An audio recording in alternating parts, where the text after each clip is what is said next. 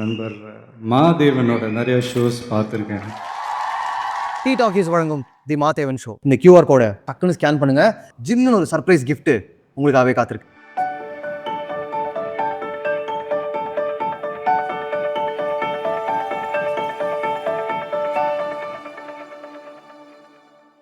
Welcome to empower, welcome to the Mahadevan show. இப்போ கொஞ்ச நேரம் முன்னாடியும் சரி, அன்னைக்கு நான் ஷூட்டிங் ஸ்பாட் வந்து உங்கள்கிட்ட பேசும்போதும் சரி, நான் உன்னை கவனிச்சேன். மேக்கப் போடுறதுக்கு முன்னாடி மேக்கப் கிட்ட தொட்டு கும்பிட்டுட்டு ரொம்ப மரியாதையாக உட்காருறீங்களே. அது நம்ம தொழில் இல்லையா? கடவுள் இருக்காங்க, கண்டிப்பாக நம்ம கடவுளை கும்பிட்றோம். அதை தாண்டி இயற்கை, அது ரொம்ப முக்கியம். இயற்கை நம்ம நேசிக்கிற தொழில். ஆமாம், அதை வணங்கிட்டு நம்ம அதுக்கு போகிறது, அதுக்கு ரெடி ஆகிறது சரியாக்கும்னு என்னோடய நம்பிக்கை அது. ஆமாம், அதாவது கேமராவாக இருக்கட்டும், லைட்டாக இருக்கட்டும். ஸோ இவங்களை நம்பி தான் நான் இருக்கிறேன். இதுதான் எனக்கு வேலை கொடுக்குது. உங்களுக்கு நான் உண்மையாக இருக்கணும், நான் செய்ய போகிற தொழிலுக்கு நான் சரியாக இருக்கணும் அப்படின்றது நிறைய ஞாபகப்படுத்துறது. அது நான் அதுக்கு முன்னாடி நிறையா ஒர்க் பண்ணுறப்போ நான் சாமி கும்பிட்டு ஆரம்பிப்பேன் எதுவுமே. பட் நடிகன் ஆனதுக்கப்புறம் என்னுடைய மேக்கப் பண்ணுங்க, ஏன்டா நமக்கு முன்னாடி அவங்க அந்த திங்ஸ்லாம் எடுத்து வச்சுட்டு அவங்க அதை ஒரு தெய்வமாக நினச்சதே அதை வணங்கி தான் அவங்க ஆரம்பிக்கிறாங்க. அப்படின்னப்போ நம்மளும் அதை வணங்கிட்டு நம்ம ஆரம்பிக்கிறது நல்ல விஷயம் தானே. ஷூட்டிங் முடிச்சுட்டு நான் எப்போ கிளம்புனா என்ன அறியாமல் அந்த கண்ணாடியில் தொட்டு கும்பிட்டு தான் நான் போவேன். எனக்கு கண்ணாடி வந்து எனக்கு அதான் சாமி மாதிரி. அது சில பேர் எப்படி எங்கே போனாலும் அந்த கோவில்களை இல்லை சில இதில் பார்த்து கும்பிட்றாங்களோ, அந்த மாதிரி எனக்கு கண்ணாடியை பார்த்தோம்னா உடனே அது வணங்கணுன்ற ஒரு ஆசை. அந்த நமக்கு அந்த கண்ணாடி தானே நம்ம எல்லாத்தையுமே காட்டுது. தொழிலுக்கு மட்டும் இல்லை, தொழில் சார்ந்து வேறு எதுவாக இருந்தாலும் நமக்கு நம்மளோட இன்னொரு உருவம் நம்ம கண்ணாடி மட்டும்தான். நம்மளை அப்பப்போ நம்மளை ஞாபகப்படுத்துறது. அது நம்ம நல்ல விஷயமா இருந்தால் நம்ம கை கொடுக்கும். நம்ம சில விஷயங்கள் பண்ணால் கூட நம்ம மனசாட்சி அப்பப்போ நம்ம ஞாபகப்படுத்துறது கண்ணாடி தான். ஸோ அதனால் இன்னொரு ஆள் அப்படின்ற விட நம்ம கண்ணாடியை கொஞ்சம் கவனித்தாலுமே நமக்கு நிறையா விஷயங்கள் வரும். உண்மைகள்லாம் தெரிஞ்சிடும், நிறைய விஷயங்கள் வரும். நான் ஃபஸ்ட்டு எதுவாக வந்து நான் கேட்குறதா ஒன்று, எல்லாத்துக்கும் சுகத்தை கொடு, எனக்கு நல்லா சுகத்தை கொடு, என் குடும்பத்தை நல்லா வச்சுக்க, உடல் ஆரோக்கியத்தை கொடு, நீண்ட ஆயுசை கொடு, எல்லாத்துக்கும் நல்ல புத்தியை கொடு. நான் அப்படி இருப்பேன் அப்படின்றலாம் எனக்கு தெரியாது. எனக்கு நான் இப்படி வச்சுக்க அப்படின்றத நான் கேட்குறேன். நான் இதை உங்கள்கிட்ட நேர்லையும் சொல்லியிருக்கேன், இப்போ கேமராவுக்கு முன்னாடியும் சொல்கிறேன். உங்களோட முடி அட்டகாசமாக அமைஞ்சிருச்சே. நன்றி. அது தெரியல, ஃபஸ்ட்டு அது அப்பா அம்மாவுக்கு நன்றி சொல்லணும். அதுக்கப்புறம் இறைவனுக்கு. அது நம்ம தொழிலுக்கு, இந்த சினிமாவுக்கு கண்டிப்பாக அது ஒரு முக்கியத்துவம். அது இருக்கணும். அது எனக்கு யதார்த்தமாகவே இருக்குது. அப்படி இருந்து அப்பப்போ கொஞ்சம் கொட்ட தான் செய்யுது. பரவாயில்ல, கொட்டினது போக இவ்வளோ இருக்குது. கொட்டினது போகவே இவ்வளோ இருக்க பாருங்க. அப்பாவுக்கு ரொம்ப இதாக இருக்கும். பார்த்துட்டு அப்பா ஃபோட்டோவோட ட்ராயிங்கிலோட அப்பாவுக்கு முடி ஆடுறது. எங்கள் வீட்டில் எல்லாத்துக்குமே, நாங்கள் அண்ணன் தம்பி 6 பேர். எங்கள் அப்பா எங்கள் வீட்டில் எல்லாத்துக்கும் அடர்த்தியாக இருக்கும். ஆமாம். எதுக்காக இதை கேட்க வரேன்னா, உங்கள் சிரிப்பு ரொம்ப நல்லாயிருக்கு, உங்கள் கண்ணு நல்லாயிருக்கு. லவ்வி தம்பி, நிஜமாக சொல்கிறேன். தேங்க்யூ. உங்கள் முக அமைப்பு வந்து எங்களில் ஒருத்தர் மாதிரி இருக்கு. இதெல்லாம் நாங்கள் இப்போ சொல்கிறோம். ஒரு நடிகர் ஆகிட்டீங்க, திரையிலலாம் உங்களை பார்த்துட்டீங்க, ஓகே.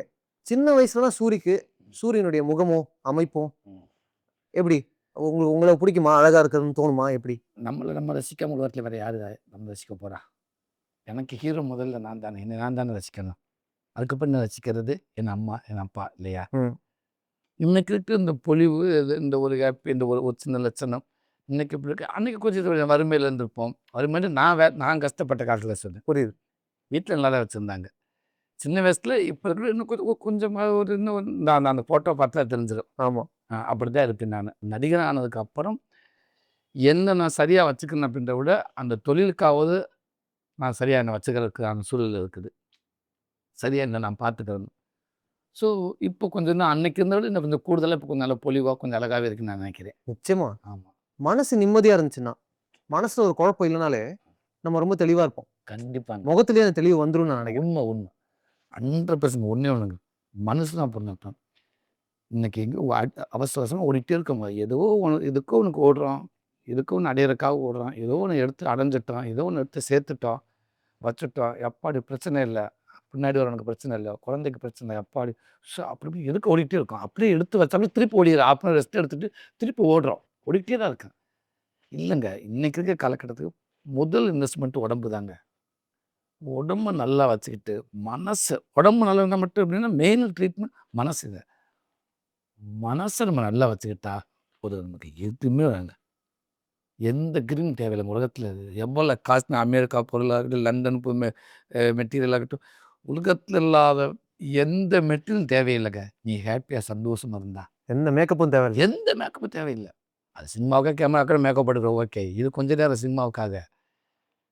நார்மலாக நம்ம மனுஷன் முன்னாடி நம்ம நின்று நம்ம ஹாப்பியாக இருக்கணும்னா எதுவுமே இல்லைங்க. ஒரு செத்தால் வேலை பார்க்க கூட இருக்கட்டுங்க, பெயிண்ட் அடிக்கணும்னா கூட இருக்கட்டுங்க, அவனுக்கு தேவையானதை அவன் வச்சுக்கிட்டு மனசை சந்தோஷமா இருந்தா அதை விட அழகு எதுவுமே இல்லைங்க. கரெக்ட். இங்கே 1,00,000 கோடி வச்சுக்கிட்டு ஒருத்தன் பேசுகிறவனும் இருக்கட்டும், அவன் வந்து இறங்குற விதமாக இருக்கட்டும், அவன் காரில் இறங்கட்டும், அவன் இருக்கிற இடமா இருக்கட்டும், அவன் உட்காந்து சேராக இருக்கட்டும், அவன் சுற்றுக்கு எல்லாமே இருக்கட்டும், எந்த இது இல்லாமல் நான் நல்லா இங்கே ஏற்றமே ஒருத்தன் சாதனை பேச விடுங்க. நீங்கள் இங்கேருந்து பாருங்க, மறுபடியும் இவன் பயங்கரமாக இருக்கானையா, செம்ம ஹாப்பியாக இருக்கானையா அப்படின்னு தோணையை பாருங்க. அந்த பக்கம் அவர் பெரிய ஆளாக இருக்கலாம், அவர் யார் தெரியுமா, அவர் பிஸ்னஸ் என்ன தெரியுமா, அதெல்லாம் ஓகே. அவை பாரு ஏற்ற மாதிரி பாரு அவத்தை எப்படி பேசிட்டு இருக்கான்னு. கரெக்ட். அவனுக்கு எதுவுமே இல்லைங்க. நீ ஒன்று சந்தோஷம் ஆரோக்கியமாக ஹாப்பியாக வச்சுக்கிட்டா போதும். நிறையா போட்டு சுமந்துக்கிட்டு கிடக்கணும் வாழ்க்கையில். இன்னைக்கு இருக்க வரத்து பரபரப்பான ஓடிக்கிட்டு இருக்க நேரத்தில் உதாரணத்துக்கு ஒரு லாரி எவ்வளோங்க சுமக்கும்? ஒரு லாரின்றது ஒரு ஒரு வெயிட், அது எவ்வளோ தேவையோ ஒரு 500 மூட்டை ஏற்றுது ம். அப்படின்னா அவ்வளோதான். ஒரு 500 மூட்டை ஒரு லாரி ஏற்றும்ல, அதோடு போனால் பரவாயில்ல. அது ஒரு 600 மூட்டை, அது சாகுது 700 மூட்டை, 800 மூட்டை ஏறுறப்ப அது திணறுது. ஒரு பஸ்ஸு ஒரு 80 பேர் உட்காந்துருக்கோம்னா கூட்டம் அதிகமாகி 80 பேருன்ற இடத்துல 100, 140 பேர் போகிறப்ப அது ஆட்டோமேட்டிக்காக சாயுது, திணறுது வண்டி. அதான் நான் மனுஷன்னு சொல்லுது. அப்பேற்பட்ட இயந்திரமே திணறப்போ மனுஷன் இதயம் எவ்வளோ ஏமாத்திரம். எனக்கு தேவையானதுக்கு வச்சுக்கிட்டு ஏன் போட்டு சுமையை மேலே ஏற்றி ஏற்றி ஏற்றி ஏற்றி ஏற்றி இப்படி என்ன ஆகும்?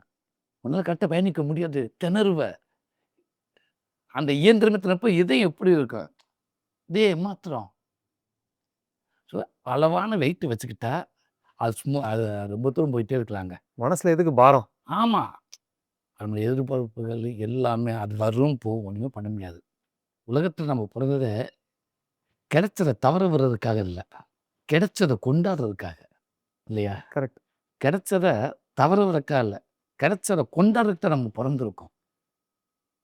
இதை நம்ம புரிஞ்சுக்கிட்டாலும் நம்ம யாரு கூடயும் சண்டை போட மாட்டேன், அவருக்கு கோவம் வராது, நம்ம ஒருவரோட கோவம் வராது. அது வந்தாலும் அந்த கோவம் அன்னைக்கு போயிடும். ஜென்ரலாகவே ஹியூமர் பண்ணுறவங்க கிட்ட, ஜென்ரலாகவே காமெடியன்ஸ் கிட்ட டப்பிங் வந்து ஒரு பயங்கரமான நேக் இருக்கும். சூப்பராக கவுண்டர் போட்டுருவீங்க, ஒரு பாசிங்கில் ஒரு கவுண்டரு, அதெல்லாம் ஆக்சுவலாக டப்பிங்கில் தான் ஆட் பண்ணியிருப்பீங்க, ஷூட்டில் இருந்திருக்காது. அப்போது சூரியனுடைய டப்பிங் ப்ராசஸ் பற்றி பேசும். நீங்கள் சொல்லுங்கள் டப்பிங் பற்றி. எனக்கு டப்பிங் ரொம்ப பிடிக்கும். சினிமாவில் ஒவ்வொரு துறை இருக்குது. எனக்கு அந்த டப்பிங் ஏரியா வந்து ரொம்ப பிடிக்கும். என்னென்னா நம்ம ஸ்பாட்டில் நம்ம சில விஷயங்கள் வந்து நம்ம நினச்ச மாதிரி பண்ண முடியாட்டாலும், டைலாகில் சின்ன சின்ன விஷயங்கள் மிஸ் ஆனாலும் டப்பிங் வந்து அது சரி பண்ணிடலாம். இன்னொன்று டப்பிங் வந்து புதுசாக கதையே பண்ணலாம். அப்படி தான் நடந்திருக்கா? நிறைய படங்கள் நான் அங்கே ஒன்று பேசியிருப்பேன், அந்த பேசிட்டு அதுக்கப்புறம் அன்றைக்கி ஷூட்டிங் முடிச்சுட்டு காரில் போயிருப்போம். சரி இந்த இடத்துல இந்த பஞ்சு போட்டுக்கலாம்ல, இந்த இடத்துல இப்படி சொல்லியிருந்துக்கலாம்ல, செம்மையாக ஒர்க்கட்டாக இருக்குங்கள, சரி டக்குன்னு நோட் பண்ணி வச்சுக்கிடுவேன். இந்த படம் அப்படி எந்தெந்த படத்தில் வேலை செய்யணும் அந்தந்த படம்னு போட்டு நோட் பண்ணி வச்சுக்கிடுவேன். அந்த படம் டப்பிங் போகிறப்ப அந்த நோட்டை பார்த்துருவேன். அந்த நோட்டை பார்த்துருந்தா ரைட்டு, இந்த இடத்துல எஸ்கேவோட தம்பி கூட இந்த இடத்துல பேசுகிறப்ப ஹீரோயின் அப்பா இப்போ ரஜினிமுல்ல டீ கடையில் இந்த சீனை இந்த இடத்துல இது ஒரு டைலாக் போட்டிருக்கலாம், நம்ம மிஸ் பண்ணிட்டு அப்படின்னு சொல்லி அந்த சீனை சொல்லி மென்ஷன் பண்ணி அந்த டைலாக் எழுதி வச்சுருவேன். ஓ, இப்போ மனசில் தோணுனதை எழுதி வச்சுருவேன். ஆமாம், இப்போ நான் டப்பிங் போகிறப்ப அந்த நோட்டை பார்த்துக்கிடுவேன். அந்த படத்துக்கு போகிறப்ப பார்க்கப்போ எனக்கு தெரியும். தெரிப்போ ரைட்டு ஓகே, சின்ன சின்ன விஷயங்கள் சின்ன சின்ன விஷயங்கள் அதெல்லாம் எனக்கு அந்த மாதிரி நிறையா நடந்தது. அப்படி போய் டப்பிங்கில் போயிட்டு நான் அதை ஒர்க் அவுட் பண்ணிடுவேன். அப்புறம் டப்பிங்கில் கொஞ்சம் நம்ம லேசாக நம்ம பின்னாடி நம்ம லிப்பில் சில விஷயங்களை மாற்ற முடியாது, ஆனால் கொஞ்சம் கை இந்த பாசிங்களை மாற்றிடுவேன் டைலாக்கை. சில விஷயங்கள் லிப்பில் தெரிஞ்சு போய் நம்ம வேற ஒன்று பேசியிருக்க முடியாது. ஆனால் என்னுடைய ஓவர் ஷோல்டர் ஷாட்டில் பின்னாடி ஆமாம் பேக் சைடாக டைலாக் மாற்றிடலாம். இதில் மாத்திரதான் பெரிய பண்ணிடுவேன். அதுக்காக என்ன பண்ணி சில ஷாட்டில் சரியாக டைலாக் வராது, சில அர்ஜென்ட்டாக இருக்கும், சில நேரத்தில் வந்து நமக்கு சீன் நமக்கு திருப்தி ஆகாது, சரியாக பஞ்சு வரலன்னு ஃபீல் பண்ணியிருப்போம், என்னடா இது அப்படின்னு. இருந்தாலும் சூழல் தாட்ஸ் ரெடியாக இருப்பாங்க, டேரக்டர் ரெடின்னு சொல்லியிருப்பாங்க, இப்போ நமக்கு போட்டு மண்டே குத்திட்டு இருப்போம். சில படங்கள்லாம் ஆல்ரெடி முன்னாடி அந்த சீன் ரெடி பண்ணியிருப்பாங்க. ஆ. சில நேரங்கள்ல ஸ்பாட்ல டக்கு டக்குன்னு ரெடி பண்ணுவாங்க. ஸ்பாட்ல யோசிக்க எல்லாமே நல்லா இருக்க மாரி தோணும். நீங்க அதவே ஒரு 1/2 அன் ஹவர் இல்ல 1 ஹவர் இல்ல மறுநாள் கழிச்சு யோசிச்சு பார்த்தீங்கன்னா, அது பத்தாம இருக்கும். Super point. அவசரத்துல இருக்க எல்லாமே நமக்கு சரின்னு மாரியும் தோணும். அது கிடையாது. நான் சில நேரத்துல சொல்லுவேன், இல்ல முன்னாடியே நம்ம யோசிக்கலாமே, முன்னாடியே எழுதலாமே, முன்னாடி பேசலாமே. ஆ. அது ஸ்பாட்ல ஒரு கட்டம் சூப்பரா போகுது. அத ஓகே பார்த்துக்கலாம், பார்த்துக்கலான்ட்டுவாங்க. பார்த்துக்கலான்ட்டு நெறைய பேர் போவாங்க. அது கிடையாது. பார்த்துக்கலான்றது சூப்பரா இருக்கட்டும். ஏதோ ஒரு நேரம் தானே. ஆமா. அவசரத்துல எடுக்கிற எல்லாமே சக்சஸ் ஆகணும்னு கிடையாதுல்ல. ஏதோ ஒரு சில நேரத்துல இதாகுது. நம்ம அதவே நம்ம மெயினா வச்சுக்கிட்டு, அன்னைக்கு அப்படித்தான் திடீர்னு எடுத்து எப்படி வந்துச்சு? அதான் டைம் இருக்கு பார்த்துக்கலாம். அது கிடையாது. கொஞ்சம் முன்னாடி அதுக்கு ரெடி ஆகட்டும் நல்லா இருக்கும். இன்னும் இன்னும் அதிகமா வரும். அந்த அந்த நேரத்துல நம்ம பண்றப்ப நமக்கு நல்லா இருக்க மாரி தோணும். ஆனா சரியா இதாகாது. அப்ப என்ன பண்ணிக்கிறேன், சும்மா அது ஆப்போசிட் ஆர்டிஸ்ட் பேசுறப்ப, நான் பேசுறப்ப ஏதோ ஒண்ணு பேசி வச்சிருவேன். ம். அதுக்கு பதிலு. அது வீக்கா தான் இருக்கும். ஆனா ஆனா சில இடத்துல இப்படி திரும்புறப்ப கூட கைய வச்சுட்டு, இப்படின்ட்டு ஏதோ ஒரு மைண்ட் வாய்ஸ் மாரியே இப்படி வச்சிருவேன். இல்ல இப்படி வச்சிட்டோம்னா இதுல நெறைய டயலாக் மாத்திக்கிடலாம். அடடா! இல்லையா, இப்படி பேசிட்டு அப்படின்னு வச்சிருவேன். இங்க போட்டுக்கலாம். இங்க போட்டுறலாம். அச்சம்! இல்லையா? இங்க போட்டுறலாம். அப்படி அப்படின்ருவேன். அப்படின்ற அதுல வந்துரும். அப்ப கை வரக்கூடாது. எதுவுமே இருக்கக்கூடாது. கன்டினியூவா வாய அசைச்சு வச்சுக்கிருவேன். சின்ன விஷயத்துக்கு அப்படிலாம் அந்த டைலாக் போடாட்டும் தப்பா இருக்காது. ஆமா. ஏதோ டென்ஷன்ல மொனங்குற மாரி இருக்கேன். இல்லாட்டா இந்த ஏதாவது ஒண்ணு மாட்டுச்சுன்னா போடும். ஆமா, ஆமா. டேய் நீங்க அவன்ட்ட மாட்டணும். அவன் தானே உங்கள்ட்ட மாட்டியிருக்கான். ஆனா எனக்கு இன்னைக்கு இப்ப நீங்க பார்த்து நான் பண்றது வந்து ஒரு நீங்க ஒரு ஒரு குமரேசனா ரொம்ப காமெடி பண்ணிட முடியாது நானு. கொட்டுக்கல் பாண்டியில ரொம்ப காமெடி பண்ணிட முடியாது நானு. ம். இல்லையா? கருங்க சொற்கள்ல எங்கே தேவனது என்னோட இன்னசென்ட்ட காட்டல அவ்வளோதான். அதுல சிலது வந்திருக்கலாம். அவ்வளோதான் ஒழிய, நான் தோத்தாத்திரியாவோ, கோடியாவோ அவ்வளோ நான் போக முடியாது. இது இப்ப நான் சொன்னேன் பார்த்தீங்களா, டப்பிங்ல சில இத மாத்தலாம் அப்படின்ட்டு. அது விடுதலை எனக்கு பயங்கர அனுபவம். அத விட்டு என்ன வேணா மாத்துவாரு. நம்ம அங்க பேசின மட்டும் இல்ல, அங்க டப்பிங்ல போயிட்டு சார் அசால்ட்டா மாத்துவாரு வெற்றிமாறன். இந்த இடத்துல இப்படி போகும், இந்த இடத்துல போகும்.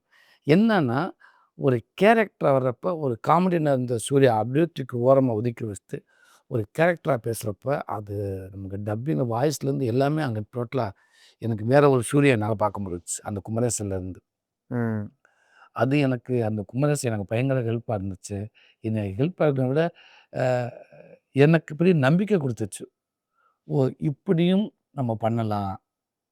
நம்ம இப்படி ஒரு சூரியன் இருந்திருக்கு நமக்கு தெரியல. இப்படி ஒரு வாய்ஸ் இருந்திருக்கு நமக்கு தெரியல. அந்த வாய்ஸ் எப்படி கண்டுபிடிச்சீங்க? அது எல்லாமே அந்த கேரக்டர் தாங்க அந்த வாய்ஸ கொண்டு வரும்.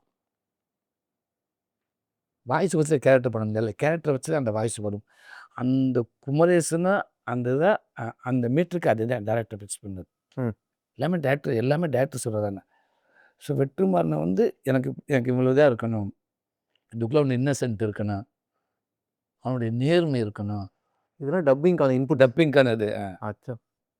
அந் அ அ அ அந்த சிலங்கள அத மன்னிப்பு கேட்கணும். மன்னிப்பு கேட்க மாட்டான். மன்னிப்பு கேட்கலன்றதுக்கு அவனுக்கு நேர்மை இருக்கு அதுல. அது குரல்ல தெரியும். அந்த குரல்ல தெரியணும். "ஏன்டா அடிச்சிருவியா? அடிச்சிருவீங்க. அடிப்பீங்க." சோசியல் மீடியாலலாம் சில போஸ்ட் போடுவாங்க. ஒரு 4 ஸ்கிரீன்ஷாட் போட்டு, அது ஆக்டரா இருக்கலாம், டைரக்டரா இருக்கலாம். ஒரே ஆள் தான் இது எல்லாத்தையும் பண்ணியிருக்காங்களா? ரேஞ்ச் அப்படின்னு தான் போடுவாங்க. ஓகே. அப்படி பார்த்தா சூரிக்கு பயங்கரமான ரேஞ்ச் தான். ஏன்னா விடுதலை ஒரு பக்கம், கருடன் ஒரு பக்கம், கொட்டுக்காளி ஒரு பக்கம், 7 கடல் 7 மலை வேற பக்கம், மாமன் இன்னொரு பக்கம். 4த்தையும் சேர்த்து வச்சு பார்த்தா, ஒரு குறுகிய காலகட்டத்தில நல்ல அண்டர்ஸ்டாண்டிங்கோட ரொம்ப நல்ல ஃபிலிம்ஸ் பண்ணிட்டீங்க நீங்க. நான் பண்ணணுன்ட்டு ஆசைப்பட்டேன் இந்த மாரி படங்கள்லாம். ஆனா அது அமைஞ்சிருச்சு. அமையுது. ஆஹா! அ அதுக்கு நான் இறைவனுக்கும், இயற்கைக்கும், என்னை நம்பி எனக்கு கொடுத்த இயக்குனருக்கு நன்றி சொல்லணும். என்னைய பாதுகாத்துக்கிறதுக்கும், என்னுடைய பயணம் தெளிவா போறதுக்கும், இன்னைக்கு வேணா நான் ஓரளவுக்கு நான் முடிவு பண்ணலாம். ஆனா விடுதலை முடிவு பண்ண இயக்குனர் தானே. ஸோ அவர் தானே நம்புனாரு என்னைய. இப்ப மாமன் அப்படின்னு ஒரு படம் பண்ணலாம். ம். அப்படின்ற முடிவு இருக்குல்ல. எப்படி எடுக்குறீங்க? இல்ல எனக்கு எது சரியா ஆகும்ன்னு தோணுது ஃபர்ஸ்ட். விடுதலைன்னு ஒண்ணு பண்ணேன். குமரேசனா அது ஒரு ஒரு ஒரு கலர் இருந்துச்சு. ஒரு ஆக்டர பார்த்தேன் எனக்கு. அதுக்கப்புறம் கருடன்ல ஒண்ணு பார்த்தேன் நானு. என்ன பார்த்தீங்க? கருடன் அந்த சொக்கன்ற ஒரு கேரக்டர். அந்த கேரக்டர் எனக்கு தெரியும். அ ம் ஒரு ஒரு ஒரு நேர்மையானவன், ஒரு விசுவாசியை பார்த்ததில்ல. ஒரு விசுவாசி ஒரு பிடிச்சவங்களுக்கு கோட்டை மீற மாட்டான். ஆனால் அதே நேரத்தில் அந்த பிடிச்சவங்களே ஒரு கோட்டை தாண்டினாங்கன்னா அவன் ஏற்று வந்து நிற்பான். அந்த கேரக்டர் ரொம்ப பிடிச்சிருந்துச்சு அந்த சொக்கன். அப்படி ஒரு விசுவாசி. விசுவாசத்தில் மனுஷன் நாயான்னு என்ன நாய் தான் சொல்லுவாங்க. ஆனால் அந்த நாயோட விசுவாசமாக ஒருத்தர் இருக்காங்க எப்படி இந்த இது எனக்கு நல்லா பிடிச்சிருந்துச்சு. ஆஹா. ஆனால் அப்படிப்பட்ட அந்த விசுவாசத்தில் நாயை விட விசுவாசம் அந்த சொக்கேன். அப்போ எந்த அளவுக்கு விசுவாசமாக இருப்பாங்க. அது உங்களுக்கு பிடிச்சிருக்கு. அது எனக்கு ரொம்ப பிடிச்சிருந்துச்சு. அந்த ஒருத்தர் லைனை எனக்கு பிடிச்சிருந்துச்சு. அதுக்கப்புறம் கொட்டுக்காளி. ஆமாம். அந்த பாண்டி கேரக்டர் எனக்கு பிடிச்சிருந்துச்சு. சரி, முக்கியமான கேள்வி இதுதான். ம். இப்போ குமரேசன் ரொம்ப நல்லவன், ம். இன்னசென்ட். அதில் எங்களால் சூரியை பார்க்க முடிஞ்சது. சூப்பர். அடுத்து கருடனில் சொக்கன் ரொம்ப விசுவாசி. அதுலேயும் ஒரு இன்னசென்ஸ் இருக்கு, நம்பக்கூடிய ஒரு ஆள். அதுலேயும் நாங்கள் சூரியை பார்த்தோம். பட் கொட்டுக்காடியில் பாண்டி வந்து அவ்வளோ நல்லவன் கிடையாது. அவனுக்குள்ள நல்லவனும் இருக்கான், நல்லவனு இருக்கேன். கெட்டவனும் இருக்கான். ஆமாம். இதை நீங்கள் அவன் நல்லவன் இருக்க அவனை கெட்டவனுக்கு அந்த சொசைட்டி தான். அவன் வளர்ந்த விருந்து அவனை சுற்றி இருக்க அவன் சொல்லிக் கொடுத்ததே அவனுக்கு வந்து நிற்கிது. அது அவன் பார்த்ததான் அவன் பழக முடியும். அந்த கேரக்டர் எப்படி சூஸ் பண்ணீங்க? அதில் நீங்கள் உங்களை எப்படி பொருத்தி பார்த்துக்கிட்டீங்க? இல்லை எனக்கு அது கேட்ட உடனேயே எனக்கு பக்காவாக பொருந்துச்சு. அது என்னால் அதை பண்ண முடியும். என்னால் பாண்டியா பார்க்கணுன்னு எனக்கு ஆசை. உங்களையே? ஆமாம். எனக்கு குமரேசனை பார்த்துருங்க ஓகே. சொக்குன்னு ஒன்று சென்று சொக்குன்னு ஒரு இன்னசென்ட்டு. பாண்டி ஒன்று அடக்கி வச்சுட்டு அப்படியே முடியாமல் கண்ட்ரோல் பண்ணி ஒன்று இருக்குல்ல அவன் எங்கேயாவது வெடிச்சிருவான்டா அப்படின்னு ஒன்று இருக்குல்ல. ஆமாம்.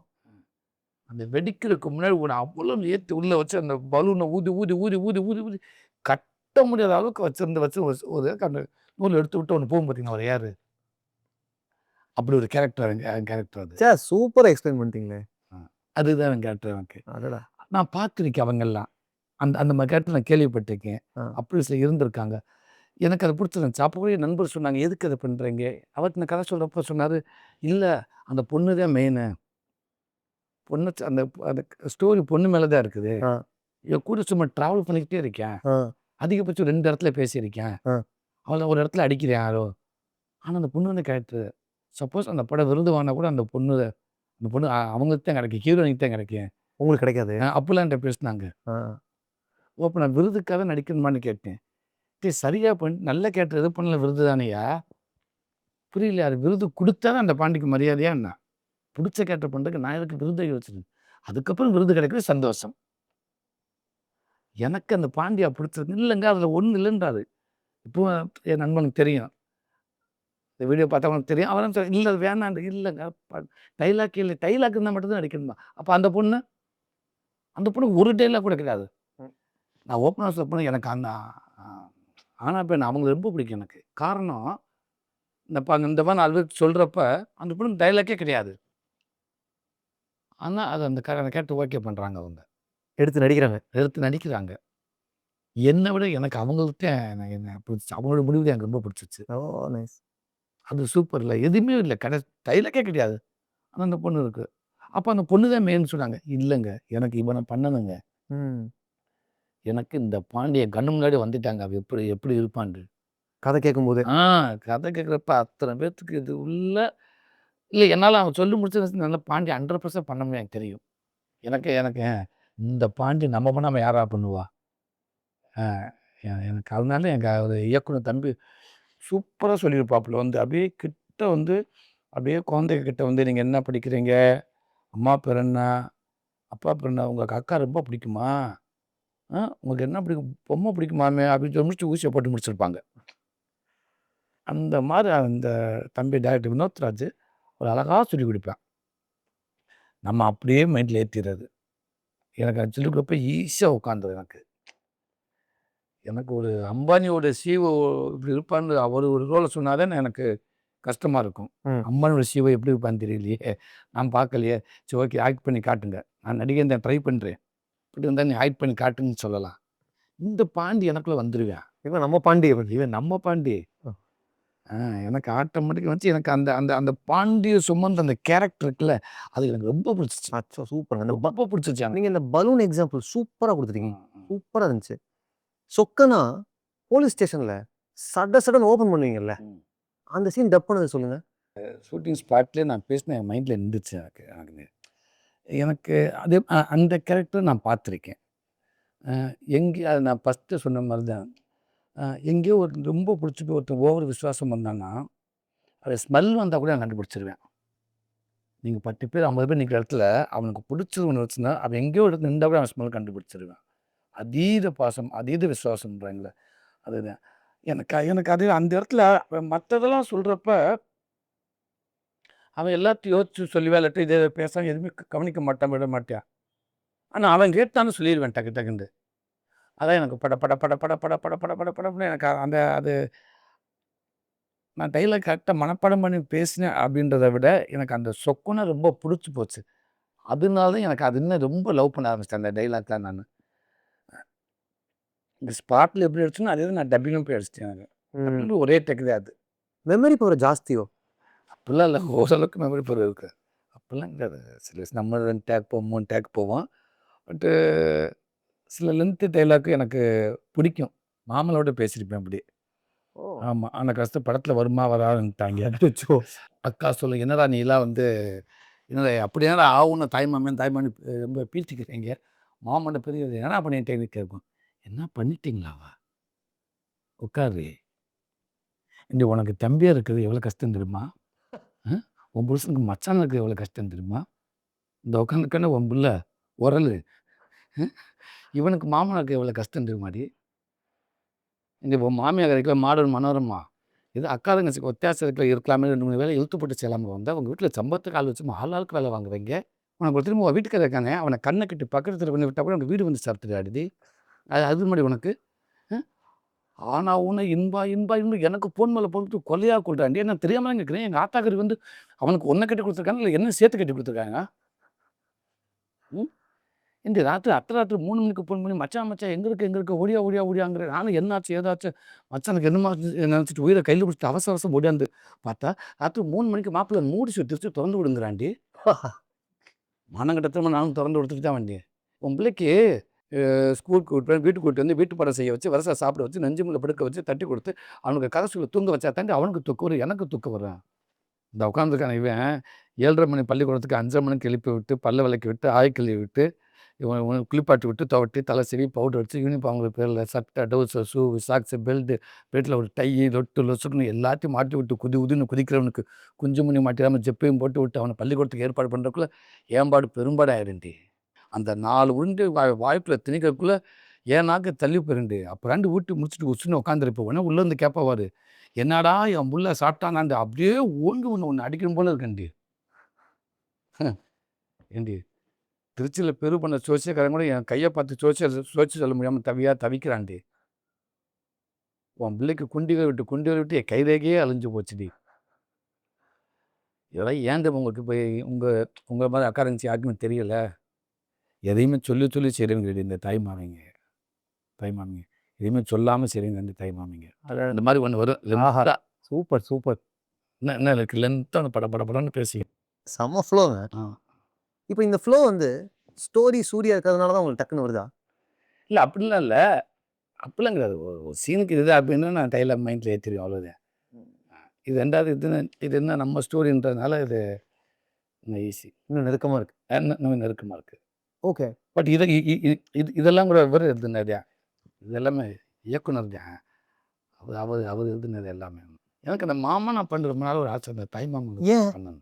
நம்மளோட இதுலேயே எவ்வளோ ஒரு கால தாய்மாமன் ஒரு தனி ஸ்பெஷல். அது எப்போவுமே அது எனக்கு இப்படி ஒன்று பண்ண எப்படி இருக்கும், எனக்கு அது சரியாக இருக்கும். என்னை எப்படி இந்த சொசைட்டியில் நான் எப்படி நெருக்கமாக இருக்கணும், நான் அந்த மக்கள்கிட்ட என் கூட்டு குடும்பம் எல்லாமே எப்படி இருக்குனால எனக்கு இப்படி ஒரு மாமனா தாய் மாமனா அந்த இடத்துல நம்ம இருக்கணும் ஒரு ஸ்க்ரீனில். அவங்க வீட்டு பிள்ளையாக இருக்கணும் அப்படின்னு எனக்கு தோணுச்சு. அப்படி தான் இந்த கதை ரெடி பண்ணேன். இன்றைக்கி தாய் மாமங்கிறது அண்ணங்கிறோம், தம்பி, சித்தப்பா, பெரியப்பா, அத்தை, அக்கா, அப்புறம் தம்மாச்சி எல்லாத்தையுமே அவங்கவுங்க பேர் சொல்லி கூப்பிட்றேன். ஆனால் மாமனை மட்டும்தான் தாய் மாமன்னு சொல்கிறேன். தாய்க்கு அப்புறம் தாய் சேர்க்க ஒரு இது மட்டும்தான். இன்னும் சொல்லப்போனால் தாய்ந்த ரெண்டு விஷயம் இருக்குது. ஒன்று நம்ம தாய் மொழி அப்படின்னுவோம். நம்ம மொழிக்கு தான் நம்ம தாயை சேர்ப்பேன். அதுக்கப்புறம் மாமனுக்கு தான் நம்ம தாய் மாமன்னுவோம். ஹியூமருக்கு நீங்கள் ஒர்க் பண்ணுறத பற்றி நிறைய சொல்லியிருக்கீங்க. ஆனால் மாமன் படத்துக்கான கதை எழுதின ப்ராசஸ் பற்றி சொல்லுங்கள். நீங்க எப்படி ஒரு தாட் உங்களுக்கு வந்துருச்சுன்னா ம். யாரையாவது கூட சொல்ற பழக்கம் உண்டா? இல்ல எழுதுவீங்களா எப்படி? இல்லை இல்லை நான் ஒரு விஷயம் வந்துருச்சுன்னா ஃபஸ்ட்டு அது மைண்டில் ஓடிக்கிட்டே இருப்பேன். அப்புறம் டக்குன்னு பேச ஆரம்பிச்சு ரெக்கார்ட் பண்ணிடுவேன். Voice NOTA? ஆமாம் அவன் வந்து ஆர்டிஸ்ட்டுக்கு நான் பாட்டுக்கு வாய்ஸ் நோட் போட்டு விட்டு நான் கொஞ்சம் ரெடி பண்ணி வச்சுக்கிறேன். எனக்கு ஒரு விஷயம் ஒரு கதை ரெடி பண்ணதுலேயே ஆரம்பம் வந்துடும், மிட்டு வந்துடும், இன்ட்ரோ பிளாக் ஃபஸ்ட் ரெடி ஆகிடும் ஆட்டோமேட்டிக்காகவே. அதுக்கப்புறம் செகண்ட் ஹாஃபில் ஒரு மிட்டு, ஒரு கிளைமேக்ஸ். இப்படி ஃபஸ்ட்டு ஈஸியாக இது இதை பிடிச்சிருவேன். ஸ்ட்ரக்சரை பிடிச்சிரும். இந்த லைனை பிடிச்சிருவேன். இப்படி ஆரம்பித்தா போனால் இப்படி ஒரு இடத்துல இன்ட்ரோ பிளாக். ஒரு நிமிஷம் கதை ஒரு 2 நிமிஷம் ஒரு கதையை வச்சாக்குள்ளே அந்த கதை ஆரம்பித்த உடனே இன்ட்ரோ பிளாக் மைண்டில் வந்துடும் எனக்கு. ரைட் கிளைமேக்ஸ் இப்படி போனால் நல்லாயிருக்கும். வந்து அந்த மாதிரி ஒரு கதை யோசிக்கப்போ ஒரு 4 சீனு ஒரு 10 சீனு இப்படி ஒன்று இப்படி ஆரம்பித்து இப்படி போய் இப்படி ஒரு ட்விஸ்ட் வச்சு அப்படி இன்ட்ரோ பிளாக்ல அங்கேருந்து ஆரம்பித்து அது அங்கேருந்து இன்னொரு ட்விஸ்ட் ஒரு மிட் பாயிண்டில் இதுக்கப்புறம்லாம் சேர்ந்து எங்கே போய் முடிய போகுது, முடிவில் என்ன முடியும், இப்படி ஒன்று யோசிச்சுறது. அப்படி ஓரளவுக்கு ஒரு 10 சீன் வந்துருச்சு, ஒரு 20 சீன் வந்துச்சு, ஒரு ½ கதை வந்துருச்சுன்னு பேச ஆரம்பிச்சு ஃபோனில் பேசி வச்சிருவேன். திருப்பி மறுநாள் கொஞ்சம் பேசி வச்சுருப்பேன். திருப்பி எனக்கு அப்பப்போ தோன்றப்போ நான் பேசி வச்சுருவேன். எனக்கு ஒரு கதை இன்ட்ரெஸ்ட் ஆயிடுச்சுன்னா நான் யோசிக்க ஆரம்பிச்சிருந்தா எனக்கு தூக்கம் வராது. அது ஓடிட்டே இருக்குமா? எனக்கு அது ஓடிக்கிட்டே இருக்கும். திடீர்னு எழுந்திரிச்சு அங்கேருந்து பையன் வர்றேன், இப்போ அக்கா இருக்குது, மாமா அப்படின்னு பையன் கத்தினா அப்படின்றப்ப வீட்டில் தூங்கி எழுந்திரிச்சு தப்புன்னு எழுந்திரிச்சு உட்காந்துருக்காங்க. நான் எந்திரிச்சு என்ன பண்ணுவேன், அந்த ரெக்கார்ட் பண்ணுவேன் திடீர்னு. அது எனக்கு எப்போ தோணுதோ டக்குன்னு எந்திரிச்சு ரெக்கார்டில் போட்டு இது பண்ணுவேன். அந்த மாதிரி பல தடவை நான் ரெக்கார்ட் பண்ணப்போ டக்குன்னு என் ஒய்ஃப் முடிச்சிருவாங்க. என்னங்க பண்ணுறீங்க, என்னங்க இது மாமான்றீங்க, ஏன் அப்படி கத்துறீங்க என்னது அப்படி சொல்லி கத்துறப்ப டக்குன்னு பார்த்து முடிச்சிட்டாங்க அவங்க. எனக்கு தெரியல. இப்படி எந்திரிச்சு நான் பக்கத்தில் தள்ளி தான் போய் ரெக்கார்ட் பண்ணிக்கிட்டு இருக்கிறேன். படுங்க ஃபோனை. ராத்திரி 3 மணிக்கு என்ன பண்ணுறது, கையை வெட்டுறாவா, வைங்க போன. இல்லடி அதுக்காக காலையில் பேசக்கூடாதா? உங்களுக்கு இந்த பிரச்சனை இருக்கா? சம்டைம்ஸ் என்ன ஆகும்னா நமக்கு ஐடியா இருக்கும், ரெக்கார்ட் பண்ணணும்னு நினைப்போம், சரி காலைல பண்ணலாம்னா அதுக்குள்ள மறந்துருமோன்ற பயம் இருக்கா? ஆமாம் இருக்கு, சில மறந்துடும், அதான் உண்மை. அதுக்காக நம்ம பேசி வச்சுடுறோம். ஆமாம். சில நேரங்களில் பார்த்தோன்னா மறக்கவே இருக்காது, அது எப்போ வேணாலும் அந்த இது வந்துடும். சில நேரங்களில் கேஷுவலாக ஒன்று பேசிட்டு போயிட்டுருப்போம், இல்லை ஒரு வாக்கியம் போயிட்டுருப்போம், ஒரு சாங் கேட்டு போயிட்டுருப்போம், டக்குன்னு ஒன்று ஞாபகம் வரும். அப்படி சூப்பர் செம்ம மேட்ரு போதும், அப்புறம் இந்த ஒரு சீன் போதும்னான் இருப்போம். திரும்ப மறுநாள் கழிச்சு நம்ம அந்த நேரத்தில் அதை சரியாக நம்ம பேசி பரியலைன்னா சடனாக மறந்து போயிருக்காங்க மறுநாள்லாம். ஐயோ, இது ஒரு ரைட்டிங் டிப் ஆக்சுவலாக. ஐயோ என்னடா அது இங்கே இருக்கும் வராது. சாதாரண சீனு கிடையாது, அது ரொம்ப சூப்பர் சீனு. எப்படி யோசிச்சு வந்துடும் விடுறதே இல்லை. அது நம்ம வந்துடுவான்.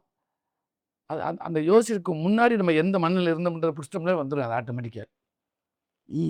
எதுனால அதை யோசித்தேன் ஆமல்ல கரெக்டு. காரில் இறங்கி எல்லோரும் போனாங்க, எல்லாம் உள்ளே போனாங்க, எல்லாம் வந்தாங்க, ஒருத்தர் மட்டும் மிஸ்ஸு. ஏன் அவன் மிஸ் ஆனேன், எல்லாம் திரும்பி பார்க்கப்போ அங்கே ஒரு இடத்துல நிற்கிறேன். ஏன்டா அவங்க நிற்காங்க, அவங்க போன இடம் வேறு எதுக்காக போனேன், நீ எதுக்குள்ள இங்கே வந்த அப்படின்னா அவன் ஒருத்தர் இன்னும் 4 பேர் நிற்கிறியான், அவன் எதுக்குள்ள 4 பேர் அப்படின்னு போயிடாது. அங்கே கூட விட்டுரும். அவங்க போய் ரைட் இங்கே எதுக்கிட்டா வந்த சூப்பர் அப்படின்ட்டு அங்கே ஒரு சீன் வரும். சில நேரங்கள் எனக்கு கொஞ்சம் ரெடி பண்ணிடுவேன். பண்ணிவிட்டு அதுக்கப்புறம் பேசுகிறோம் பார்த்தீங்களா, கதையை யோசிச்சுட்டு எழுதுறதை விட பேசதான் வரும். சொல்ல கதை டெவலப் ஆகும். சில பேருக்கு எழுத டெவலப் ஆகும், சில பேர் கதை சொல்ல டெவலப் ஆகும். கரெக்ட். நான் ஒரு 10 கதை 20 கதை நான் யோசிச்சுட்டு அப்படின்னு கிடையாது. இருக்கிறதுல எனக்கு நான் ஒரு 4 கதை ரெடி பண்ணி வச்சுருக்கேன்னா அதை எல்லாமே எனக்கு ஃப்ரெண்ட்ஸ் அதை கூப்பிட்டு கதை சொல்லிடுவேன். சொல்லி பார்க்குறது சொல்ல வந்துடும். நீங்கள் ஒரு விஷயத்தை நம்ம ஃபிக்ஸ் பண்ணி வச்சுருப்போம், கதை இதுதான். இப்போ ஒரு 5 சீனை யோசிச்சு வச்சுருப்போம், நல்லா இருக்குண்டு. இந்த 5 சீனை திருப்பி நம்ம ஃப்ரெண்டுக்கிட்ட இல்லை இன்னொரு இயக்குனர்கிட்ட சொல்கிறப்ப நம்ம யோசிக்காத விஷயம் நிறையா வந்துடும் அந்த 5 சீன் சொல்கிறப்பவே. கரெக்டு தான் நீங்கள் பேச வந்துடும் சில ஐடியா. பேச ஒரு கதை டெவலப் எங்கே ஆகும்னா அடுத்தவங்க சொல்லத்தாங்க. இல்லை இவங்க சொல்லாமா, இல்லை இவங்கள்ட்ட சொல்லாமல் யாரோ ஒரு நம்பிக்கையும் சொல்லிதான் ஆகணும். ஆனால் நீங்கள் எழுதுறதை விட சொல்ல அவங்க தெரியும், சார் இன்ட்ரோ பிளாக் சூப்பராக மிரட்டிட்டேங்கண்டு, எப்படி இந்த சீன் முடிச்சேங்கண்டு. நமக்கு மட்டும் தான் தெரியும் இந்த சீன் இப்போ தாண்டா வந்துச்சு உன்கிட்ட பேசுகிறப்ப. ஐயோ, இதுதான் உண்மை. Very true. இதான் உண்மை. கரெக்ட், உண்மை. இந்த சீனு எனக்கு தெரியும், இது இப்போ பேசுகிறப்ப வந்துச்சுண்டு. இப்போ என்ன பண்ணுவேன், இது ஆட்டு மைண்டில் தங்கிடும். இன்னொருத்தர் இன்னைக்கு ½ சொல்லியிருப்பேன், நாளைக்கு ஒருத்தர் 1 ஹவர் கதை சொல்லுவான். அப்ப அதை சேர்த்துறது. ஆமாம், நீங்கள் நம்ம கதை கேமராவில் பதிவாகிற வரைக்கும் நமக்கு ஒன்று வந்துக்கிட்டே தான் இருக்கும், வந்துக்கிட்டே தான் இருக்கும். நம்ம அதிலே இருந்தோம்னா அது நமக்கு மாறி மாறி வந்துகிட்டே இருக்கும். கதைக்கோ இல்லை கற்பனைக்கோ எண்டே கிடையாதுல்ல, அது அது போயிட்டு வந்துக்கிட்டே தான் இருக்கும். கரெக்ட். ஏன் இன்னும் கூட சொல்லப்போனால் நம்ம ஸ்டூடியோ மினிட் வந்ததுக்கப்புறம் கூட ஐயோ இப்படி இப்படி இருந்துருக்கலாமே, அந்த சீன் எடுத்தாச்சா, டக்குனு போன் பிரதர் அந்த சீன் எடுத்துட்டிங்களா, இல்லை அது எடுக்கல சார், அது நீங்கள் இல்லை அந்த சீன்லாம் அது எடுத்துட்டிங்களா, இல்லை சார் அந்த சீன் எடுக்கல சார், ஓகே சூப்பர், அந்த சீனில் அந்த ஆர்டிஸ்ட் எடுத்துருங்க, ஏன் இல்லை இல்லை எடுத்துருங்க சொல்கிறேன், எடுக்கலையில ஓகே அக்காவை எடுத்துருங்க சீன் கொடுங்க சார், அவங்க சாமி அக்காவை எடுத்துருங்க மற்ற வச்சு பேசுங்க, அவங்க அது ஒரு சூப்பர் சீன் நமக்கு மாட்டியிருக்கு, அவங்கள இங்கே வர வைங்க, அங்கே இருந்தால் லாஜிக் அங்கே வரக்கூடாது, எடுத்தாச்சா எடுக்கல அப்போ அவங்க யூஸ் பண்ணாதீங்க, திடீர்னு தோணுது சொல்லிடுங்க. அப்போ அவங்க சரி நம்ம சொல்லி சரியாக இருந்தால் வச்சுக்கிற போகிறவங்க. இல்லை மாமன் படத்துல உண்மையாவே சொல்றேன், நீங்க பாத்தீங்களான்னு எனக்கு தெரியல, நான் பார்த்தேன் யூடியூப்ல நிறைய கமெண்ட்ஸ் இருந்துச்சு ட்ரெய்லருக்கு கீழே. ட்ரெய்லரே இவ்வளோ எமோஷனலான ஒரு ட்ரெய்லர் பார்த்து ரொம்ப நாள் ஆச்சு.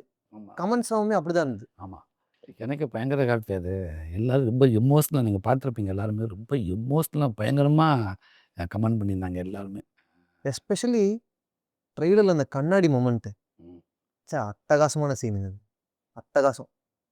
அதை நீங்கள் ட்ரெய்லரில் வச்சது அதோட அட்டகாசம். ரொம்ப பேர் அதை அதை மென்ஷன் பண்ணியிருந்தாங்க, அந்த பெத்தாரே அந்த இதையும் இந்த கடைசி இதை ரொம்ப மென்ஷன் பண்ணாங்க நிறைய பேர். எங்கள் அக்காவுக்கு வந்து இல்லை என் குழந்த மாதிரி நான் தான் சார் பார்த்துக்கிட்டு இருக்கேன் அப்படின்னு நிறையா பேர் ஃபீல் பண்ணாங்க. நிறையா பேர் நான் இப்போ ஃபாரினில் இருக்கேன் சார், என் மாதிரியே படுத்து கிடந்தவன் இன்னைக்கு அங்கே தான் சார் இருக்கேன், எனக்கு ஒரு மாதிரியா இருக்கேன் சார், வந்து 3 வருஷம் ஆச்சு சார், இப்போ நான் அவனை பார்க்கணும் போல் இருக்குது. சில பேர் எங்கள் மாமா இல்லை எங்கள் அக்கா வந்து என் பிள்ளையா நான் வளர்க்குறேன், ஐயோ எனக்கு என் அக்கா பிள்ளைய பார்க்கணும் போல் இருக்குங்க, இப்போ இதுதான் நான் ஆசைப்பட்டேன். எவ்வளோ உறவுக்கு தாய்மாமனை வச்சு பண்ணுவோம், தாய்க்கு அப்புறம் ஒரு தாய்மாமங்கிறது அவன் பேரில் மட்டும் கிடையாது, அவன் தான் தோழன், அவன் தான் தோழி, அவன் தான் ஆசிரியன், அவன் தான் தாய், அவன் தான் தந்தை, எல்லாம் வந்து தாய் மாமா. ஒரு அண்ணன்ட்டி அக்காட்டி அம்மாட்டி அப்பாட்டி சில விஷயம் கேட்க முடியாத விஷயத்த கூட மாமன்கிட்ட தான் கேட்பேன். ஒரு வீட்டில் ஒரு பிரச்சனைனா கூட ஒரு குடும்பமே கொந்தளிக்கும், ஆயிடா போயிடு அழுறா அப்புறான்றாங்க, ஏது எதுக்கு அது எப்படா நடந்துச்சு எல்லாம் அப்படி பயங்கரமாக கொந்தளிப்பானுங்க. அந்த மாமங்கிற மட்டும் நான் ஃபஸ்ட்டு விசாரிப்புன்னு சொல்லுவேன், இருங்க ஒருங்க சொல்லுங்க விசாரிப்பு இருக்கா வேலையை பாருக்கா கொஞ்சம் இருக்கா மாமா, இருங்க மாமா முதல்ல என்ன பிரச்சனை கேட்போம் மாமா, ஒரு நிமிஷம் அமைதியாக இருங்க மாமா, நீ போக்க நீ உள்ளே போக்க போ, நீ வாடா, இல்லை மாமா புரியுதுடா எனக்கு புரியுதா, நீ வாடா எனக்கு தெரியாதா, நீ வாடா விடுறா அப்படி தாண்டா அது கொப்பை அப்படி தான் கடை, நீ வாடா, என்னடா பிரச்சனை, அவன் தாங்க மாமியான். எனக்கு நீங்கள் சொல்ல சொல்ல எங்கள் மாமா வந்துட்டு போ ஐயோ உண்மையாகவே. அதுதான் இந்த படம். நான் மட்டும் இல்லை, இந்த படத்தை பார்த்துங்க அத்தனை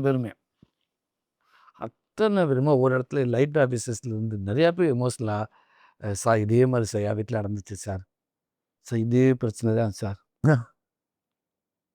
சார் எனக்கு நடந்துச்சு சார், சார் எனக்கு எங்கள் அக்கா ஞாபகம் வந்துச்சு சார், அப்பப்போ நினச்சிக்கிறேன் அப்பா இது தாண்டா சொல்ல வர படம், இது நடக்குதுன்னு தெரிஞ்சு அவ்வளோதான். நான் இந்த மாமன் படம், இந்த படம் நீங்கள் பார்த்தீங்கன்னா உங்கள் வீட்டில் இருக்கிற இந்த படம், இந்த படம் கற்பு ஞாபகம் வித்தியாசமாக யோசிக்க எதுவுமே கிடையவே கிடையாது. இந்த படத்தில் இருக்க அத்தனையும் உங்களுக்கு நடந்திருக்கும், இல்லை நடக்க போகும், உங்களுக்கு நடந்திருக்கலாம், இல்லை இனிமேல் நடக்கலாம். இந்த படத்தை பார்த்து நாங்கள் ஒன்று ஆசைப்படுறேன், எனக்கு அது இந்த இந்த இந்த மாமன் படத்தை பார்த்துட்டு எங்கேருந்து யாரோ 2 பேர் வந்து 2 உறவுகளோ இல்லை 4 உறவுகளோ எங்கேருந்து வந்து அவங்க ஒன்று சேர்ந்துக்கிட்டாங்கன்னா, அவங்க பிடிச்சி போய் அவங்க கட்டி தழுவி ஒன்று சேர்ந்துக்கிட்டாங்கன்னா அதை விட சந்தோஷம் எங்கே எதுவுமே இல்லைங்க, எதுவுமே இல்லை எங்களுக்கு. நாங்கள் அவங்க எங்களால் ஒரு நல்ல விஷயம் நடந்துச்சுன்னா கண்டிப்பாக இந்த மாமன் சூர்யா நான் அவங்களை சந்திக்க ரெடியாக இருக்கேன். நான் இந்த மீடியா மூலமாக சொல்கிறேன், இந்த படத்தை பார்த்துட்டு இந்த படத்தில் இருக்க நல்ல விஷயம் நிறையா இருக்குது, இந்த படத்தில் என்ன சொல்லுதோ அது மாதிரி நிறையா பேருக்கு உண்மையாக நடந்துச்சுன்னா நான் உங்களை சந்திக்க ரெடியாகவே இருக்குது. இந்த மாமன் வந்து உங்களை சந்திப்பார் கண்டிப்பாக, இந்த மாமன் வந்து நான் உங்களை சந்திக்கிறேன். அடடா சூப்பர் சூப்பர். உறவுகள் மிஸ் பண்ணதுக்கப்புறம் அதை வந்து பிரயோஜனமே இல்லை, யோசிச்சு வருத்தப்பட்டு வருத்தப்பட்டு பிரயோஜனமே இல்லை. ஒரு சின்ன இந்த உலகத்தில் 2 விஷயம் நாங்கள் வெறிவானது, ஒன்று நன்றி, ஒன்று மன்னிப்புங்க. மன்னிப்பு அது 15 வருஷமா கூட ஒருத்தர் ஒரு சின்ன வயசுல சண்டை போட்டு இருக்கலாம். 20 வருஷம் பேசாம இருக்கலாம். ஒரு சின்ன துரோகத்த நினைச்ச பேச இருக்கலாம். அ ஒரு வார்த்தை முடிஞ்சு போச்சு. மன்னிப்புன்னு கேட்றா. இந்த 2 உலகத்த இத விட வெளிவன வந்து 2 வார்த்தையில வேற எதுவுமே இல்லங்க. 10 வருஷத்துக்கு ஒரு செகண்ட்ல முடிஞ்சிருங்க. 10 வருஷம் 15 வருஷத்துல முடிஞ்சிரும். மன்னிச்சுடான்னு சொல்லிட்டு போனா. என்னடா வந்துற போகுது? வாழ்க்கைக்காக எவன்கிட்டயோ போய் சாரின்ற அசால்ட்டா, மன்னிப்புன்ற சாரிய வார்த்தை யூஸ் பண்ண வேண்டிய இடத்துல யூஸ் பண்ண மாட்டேங்கிற. மன்னிப்புன்ற யூஸ் பண்ண வேண்டிய இடத்துல தேவைன்ற இடத்துல அதை கேட்க மாட்டேங்கிற. சும்மா செலவு பண்ற. இந்த 10 வருஷம் சொல்லியிருப்பாங்க. டேய் யார் யாரு கால்லயோ போய் விழுகுறீங்கடா. தன் வாழ்க்கைக்காக பொண்டாட்டிகள வந்து என்னடா ஆயிட போகுது? என்னடா ஆயிட போகுது? எங்க இப்ப எதுக்கு வாழ்றக்கா எங்க வீட்டு மன்னிப்பு கேட்குறீங்கடா? கட்டின பொண்டாட்டிட்ட ஒரு விஷயம் கேட்டு போயிருங்களேடா. மன்னிச்சுக்கன்னு சொல்லிட்டு போயிடுறா. கிடைச்ச வாழ்க்கைய நல்லா சந்தோஷமா கொண்டாடிருவோம். கிடைச்ச உறவுகள கொண்டாடுவோம். அந்த உறவு போனதுக்கப்புறம், ஐயோ! இப்படி இருந்துட்டோமே! ஒரு வார்த்தை பேசியிருக்கலாம். அப்புறம் யோசிச்சு ஒரு பிரயோஜனமும் கிடையாது. இது பணமா வந்ததுக்கு, இது பணமா சம்பாதிக்க எடுத்திருக்காங்க, இது படமா போய் நடிச்சிருக்கேன் அப்படின்னா விட, நான் பெருமைப்பட்டுக்கிறேன். இந்த படத்த நான் நடிச்சதுக்கு. இந்த படத்துல என் இடத்துல வேற எவன் நடிச்சிருந்தா நான் கைய எடுத்துட்டு நின்னுட்டுருப்பேன். ஐயோ! இன்னைக்கு ஜனங்களுக்கு தேவையான ஒரு படம் இது அப்படின்னு. கதை ரெடி, மனசுல ரெடி. தென் பிரசாந்த் பாண்டியராஜ் உள்ள வராங்க. நம்ம ஒரு கதை ரெடி பண்ணியிருக்கேன். அந்த கதைய கொடுத்து என்ன வச்சு படம் நம்ம சொல்லிட முடியாது. ஆ. நம்ம கடவுள் புண்ணியத்துல நமக்கு நிறைய டேரக்டர் இப்போ கதைய யோசிக்கிறாங்க. அவங்க சொல்ற கதைகள நமக்கு புடிச்சு போய் நம்ம கதை நடிச்சாலே போதும். அப்படிதான் நாளைக்கு நம்ம கதை ரெடி பண்ணி நீங்க வாங்க என் கதைய பண்ணுங்க. நான் இதுவரைக்கும் நான் அப்படி நான் இல்லவே இல்ல. நம்ம கதை அவங்கள்ட்ட சொல்லி புடிச்சிருந்தா பண்ணுங்க. ம். எனக்கு அந்த கதை சரியாகும்னு தோணுது. உங்களுக்கு புடிச்சிருந்தா பண்ணுங்க. நம்ம அப்படிதாங்க பண்ணுங்கன்னு நம்ம சொல்ல முடியாது இல்லையா? அந்த அது எனக்கு பிரசாந்த் வந்து ஒரு கதை இப்படி ஒண்ணு இருக்கு. இது நல்லா இருக்குன்னு ஒரு கதை சொல்றோம். ஓகே. கதை ஃபுல்லா கேட்டாரு. நல்லா இருக்குன்னு சொல்லிட்டு, அதுக்கப்புறம் அவரு திரைக்கதை பண்றாரு. ம். திரைக்கதை அவர் லைஃப்ல நடந்த சில விஷயங்கள் எல்லாம் இது பண்றாரு. அப்ப இதுக்குள்ள யார் மெயின்? அப்ப நான் கதை சொல்லி சொல்லிட்டு இந்த கதையில மெயின் குட்டி பையன் தான். குட்டி தம்பி. குட்டி தம்பி தான். அவன் தான் இந்த கதையோட மெயின். குட்டி தம்பி, நானு, அந்த அக்கா. அத்தா கேரக்டரு, ஹீரோயினி கேரக்டரு, அக்கா கேரக்டரு ஆல்மோஸ்ட் எல்லாமே வந்துருச்சு. ம். அப்படிதான் அந்த கதை ஓகே பண்ணி, அதுக்கப்புறம் இது யார் பண்ணா நல்லாயிருக்கும்? அப்படின்றப்ப இந்த ஆர்டிஸ்ட்லாம் இது பண்ணது சொன்னதுக்கப்புறம் தான் அவங்க எல்லாம் ரெடி பண்ணிட்டு, அதுக்கப்புறம் தான் போய் திரைக்கதை இது பண்ணாரு. நீங்க பெர்ஃபார்மன்ஸ் பத்திலாம் பேசணும். குட்டி தம்பி பத்தி சொல்லுங்க. சூப்பருங்க அவன். சேட்டையா? அற்புதமான சேட்டை குழந்தைங்க எந்த குழந்தையும் சேட்டை பண்ணாம இருக்கும். ஆ. பயங்கர சேட்டை. ஆனா, அவன் இந்த அளவுக்கு நடிப்பான்னு எதிர்பார்க்கவே இல்ல. அது இன்னும் சொல்ல நடிக்கல. அவன் அவனாவே இருக்கான். ம். கியூட். ஐய்யய்யோ! அவன் மெமரி பவர் அப்படி இருக்கு அவனுக்கு. எஸ்டிஆர சொல்லுவோம்ல, சின்ன வயசு எஸ்டிஆர் அப்படி சொல்லலாம். நைஸ். ஒரு ஃப்ரேம் வச்சா கூட பார்ப்பேன். "டேய் வாடா வாடா பேசுடா." "அங்கிள் நான் ஃப்ரேம்ல இல்ல அங்கிள். நீங்க மட்டும் தான்." "இல்லடா டேய் இல்லன்னா உட்கார்றா." "இல்ல அங்கிள்." "கேமராமேன் அங்கிள் மானிட்டர திருப்புங்க." "பாருங்க நான் இல்லவே இல்ல. நான் லுக்கு தாங்க. யாராவது ஒரு ஆள உட்கார வச்சுங்க பேசிக்கங்க. நான் இல்ல." அப்படின்னு. ஏ அப்பா! ஐய்யய்யோ! ஏ அப்பா! பயங்கரமா நோட் பண்றியான். நான் சொல்லி எல்லாமே ரியல். அப்படியே சொல்லுவேன் அவன். "தேவைப்படாது அங்கிள் நானு." "டேய் சும்மா உட்கார்றா. தேவையில்ல அங்கிள். நீங்க மானிட்டர பாருங்கன்னுவேன்." அவ்வளோ விஷயம் இது யோசிக்கிறான் அவன். எவ்வளோ டயலாக் குடுத்தாலும் பேசிடுறான். ம். ரொம்ப கியூட்டா இருப்பான். அவன் இந்த படத்துக்கு அப்புறம் எல்லார் மனசுலயும் இடம் பிடிச்சிருவேன். லட்டு. லட்டு. லட்டு அவங்க வீட்ல கூப்பிடுறது அவன அப்படிதான் லட்டு. அது ஐஸ்வர்யா லட்சுமி. இன்னைக்கு அவங்களுக்கு தேங்க்ஸ் சொல்லணும். அற்புதமான ஒரு ஹீரோயினி. அற்புதமான ஒரு ஆர்டிஸ்ட். ஐய்யய்யோ! பிரமாதப்படுத்திட்டாங்க. அ சுவாசிகா. ஒரு ராட்சசி அவங்க. ஆக்டிங் ராட்சசி. அவங்க சூப்பரா பண்ணிருக்காங்க. Rajkiran sir, Vijay ma'am. So அவங்க சீனியர் அவங்க ஆசீர்வாதம் தான் எங்களுக்கு இந்த படத்துக்குள்ள ரொம்ப நிறையா இருந்துச்சுன்னு நான் நினைக்கிறேன். அவங்க ப்ளஸ்ஸிங் இந்த படத்துக்குள்ள ஃபுல்லா. அப்புறம் தம்பி பாலசரவணன். எனக்கு ரொம்ப பிடிச்ச காமெடி ஆக்டர்ல தம்பி ஒரு ஆளு. எனக்கும் ரொம்ப பிடிக்கும். ஏன் தெரியுமா? அவங்களோட கவுண்டர் எதுவுமே துருத்திட்டு தெரியாது. கரெக்ட். அப்படி போட்டு போயிருவாங்க அவங்க. ரொம்ப யதார்த்தமா இருக்கு. நானும் மதுரை தான். அவனும் மதுரை தான். நான் அவன்றது நான் உரிமையில பேசுறேன். தம்பின்ற ஒரு இதில. எனக்கு ரொம்ப பிடிக்கும் பாலாவ. எனக்கு என் தம்பி ஒருத்தன் அப்படி இருக்கு. அப்படித்தான் பேசுவேன். ரொம்ப சாதாரணமா பேசுவான். ரொம்ப ஒரு டைலாக்கே ஒரு ரொம்ப லெஃப்ட்டில் டீல் பண்ணுறதுல டைலாக்லாம் சாதாரணமாக அப்படி இருக்காம பேசுறது. எனக்கு அவங்க குரலும் பிடிக்கும். கரெக்ட். கொஞ்சம் புதுசா இருக்கும். தனியா இருக்கும். தனியா தெரியும் அது. தம்பி இந்த படத்தை நடிச்சிருக்காப்புல. எனக்கு உண்மைக்கு எங்கள் படத்துக்கு கூடுதல் பலம் JP sir, Baba Bhaskar master, cameraman Dinesh இருக்கும், ஆர்ட் டாக்டர்ஸ், நான் எல்லாத்துக்குமே தேங்க்ஸ் சொல்லிக்கிறேன். இவங்க எல்லா நாள்லேருந்து இந்த படம் நல்ல படமாக வந்திருக்கு. Cameraman work super. மறுபடியும் சொல்றேன், ட்ரெய்லர்ல அந்த கை வைக்கிற ஷாட் இருக்குல்ல, சூப்பருங்க. அதுல எடிட்டு, டிரெக்ஷன், பர்ஃபார்மன்ஸ் எல்லாமே சூப்பர். நீங்க கை வைப்பீங்க, அந்த பையன் பார்க்க மாட்டான், கண் கலங்குவீங்க, அடுத்த ஷாட்டு அந்த பையன் திரும்புவான், அதுக்கப்புறம் பார்த்தா கைரேகை மட்டும் இருக்கும். சூப்பருங்க. Editor super editor. எல்லாத்தையும் தாண்டி நான் எல்லாமே தேங்க்ஸ் சொல்றது மியூசிக் டேரக்டருக்கு. ஹேஷம் அது அற்புதமான மியூசிக் டேரக்டர். இந்த படம் பாருங்க, மாமன் வந்ததுக்கப்புறம் அவருக்கு அவ்வளோ ஒரு மரியாதை இருக்குது தமிழ் சினிமாவில். அப்படி ஒரு காடு ஒர்க்கர். விவேக் பிரதருக்கு நான் ஒரு பெரிய நன்றி சொல்லி. லிரிசிஸ்டா? கவிஞருக்கு. ஆமாம், எங்களுக்கு ஒரு கவிஞர் மேலே நண்பனா எனக்கு எப்படி இந்த படம் பண்ண ஆசையோ, இந்த கதை எனக்கு பிடிச்சி இந்த படம் பண்ண ஆசையோ, இயக்குனர் பிரசாந்த் தம்பிக்கு எப்படி இந்த படம் பண்ண ஆசையோ, அதே மாதிரி விவேக் பிரதருக்கு இந்த படத்துக்குள்ளே நான் ஒர்க் பண்ண ஆசை. என்னோட பதிவு இந்த படத்தில் இருக்கணும். அது கதையை கேட்டு ரொம்ப பெஸ்ட்டு. அற்புதமான கதைங்க. திருப்பியும் சொல்கிறேன், இந்த படம் பார்த்துட்டு வர்றப்ப அவங்கவுங்க உறவுகளுக்கு கண்டிப்பாக அவங்க ஃபோன் பண்ணி பேசுவாங்க, அவங்க மீட் பண்ணுவாங்க, ஒருத்தருக்கு ஒருத்தர் அன்பை ஷேர் பண்ணிக்கிடுவாங்க. என் மேலே தப்பு இருந்தாலும் என்னை மன்னிச்சிடான்னு சொல்லுவாங்க. படம் ஃபுல் கமர்ஷியலாக இருக்குது, நல்ல காமெடி இருக்குது. அதுக்கப்புறம் எமோஷ்னலாகவே நடிச்சிட வேண்டாம், காமெடி இருக்குது. பக்காவாக ஒரு ஃபேமிலிக்குள்ளே அந்த படத்தை பார்த்துட்டு அந்த ஃபேமிலி அப்படியே பார்க்கலாம். அந்த ஃபேமிலி தான் அந்த படம். நம்ம குடும்பமா போயிட்டு குடும்பத்தையே பார்க்கலாம். அவ்வளோதான். கரெக்டாக சூப்பராக சொல்லிட்டீங்க. குடும்பத்தோடு போயிட்டு தான் குடும்பத்தை பார்க்கலாம். அது சூப்பர். அதுதான் அந்த படம். சூப்பர். இப்படி தான் அந்த படம் பண்ணணும்னு ஆசைப்பட்டோம். அப்படி வந்திருக்கு. அப்படியே வந்திருக்கு. ரொம்ப ரொம்ப சந்தோஷம். டீ கடை கான்வர்சேஷன்ஸ்லாம் உங்களுக்கு உண்டா? ஏன்னா டீ கடையில் நிறைய கனவுகள்லாம் பேசியிருப்போம். அப்படி டீ கடை நினைவுகள் உண்டா? எனக்கு இந்த லைஃப் கிடைச்சது, இன்னைக்கு இந்த இடத்துல உட்காந்துருக்கேன்டா, இன்னைக்கு எல்லாத்துக்குமே டீ கடையிலேருந்து எடுத்த புத்தகம் தான். லைஃப்பு டீ கடை தான். அந்த டீ கடையில் இருந்ததே நம்ம பார்த்த மக்கள், நம்ம பழகின மக்கள், நம்ம கேட்ட வார்த்தைகள், பதிலுக்கு நம்ம பேசின வார்த்தைகளை நான் ஸ்க்ரீனில் வந்து பதிவு பண்ணி, இதெல்லாம் இல்லைன்னா எனக்கு ஒரு காமெடி நடிகர் வாய்ப்பு கிடச்சிருந்தா கூட அதை நான் தக்க வச்சிருப்பான்னு தெரியல. சில குழந்தைகள் கையில் வச்சுக்க தெரியாமல் சில பொருளை உடச்சப்படும்ல, அப்படின்னு உடச்சிருந்துருக்கலாம் அந்த வாய்ப்பை. இதெல்லாம் தான் எனக்கு கற்றுக் கொடுத்துச்சு. இந்த இடத்துல இவ்வளோ லந்து கொடுக்கணும், இந்த இடத்துல இவ்வளோ கையில் தூக்கி அப்படி ஏற்றி காட்டணும், இங்கே கலாய்க்கணும், இங்கே முறைக்கிறப்ப இங்கே பொம்மணும், இங்கே அழுகணும், எல்லாமே எனக்கு அந்த டீ கடை இருந்து என்னோட வளர்ச்சி அதிகமாக டீ கடை தான்.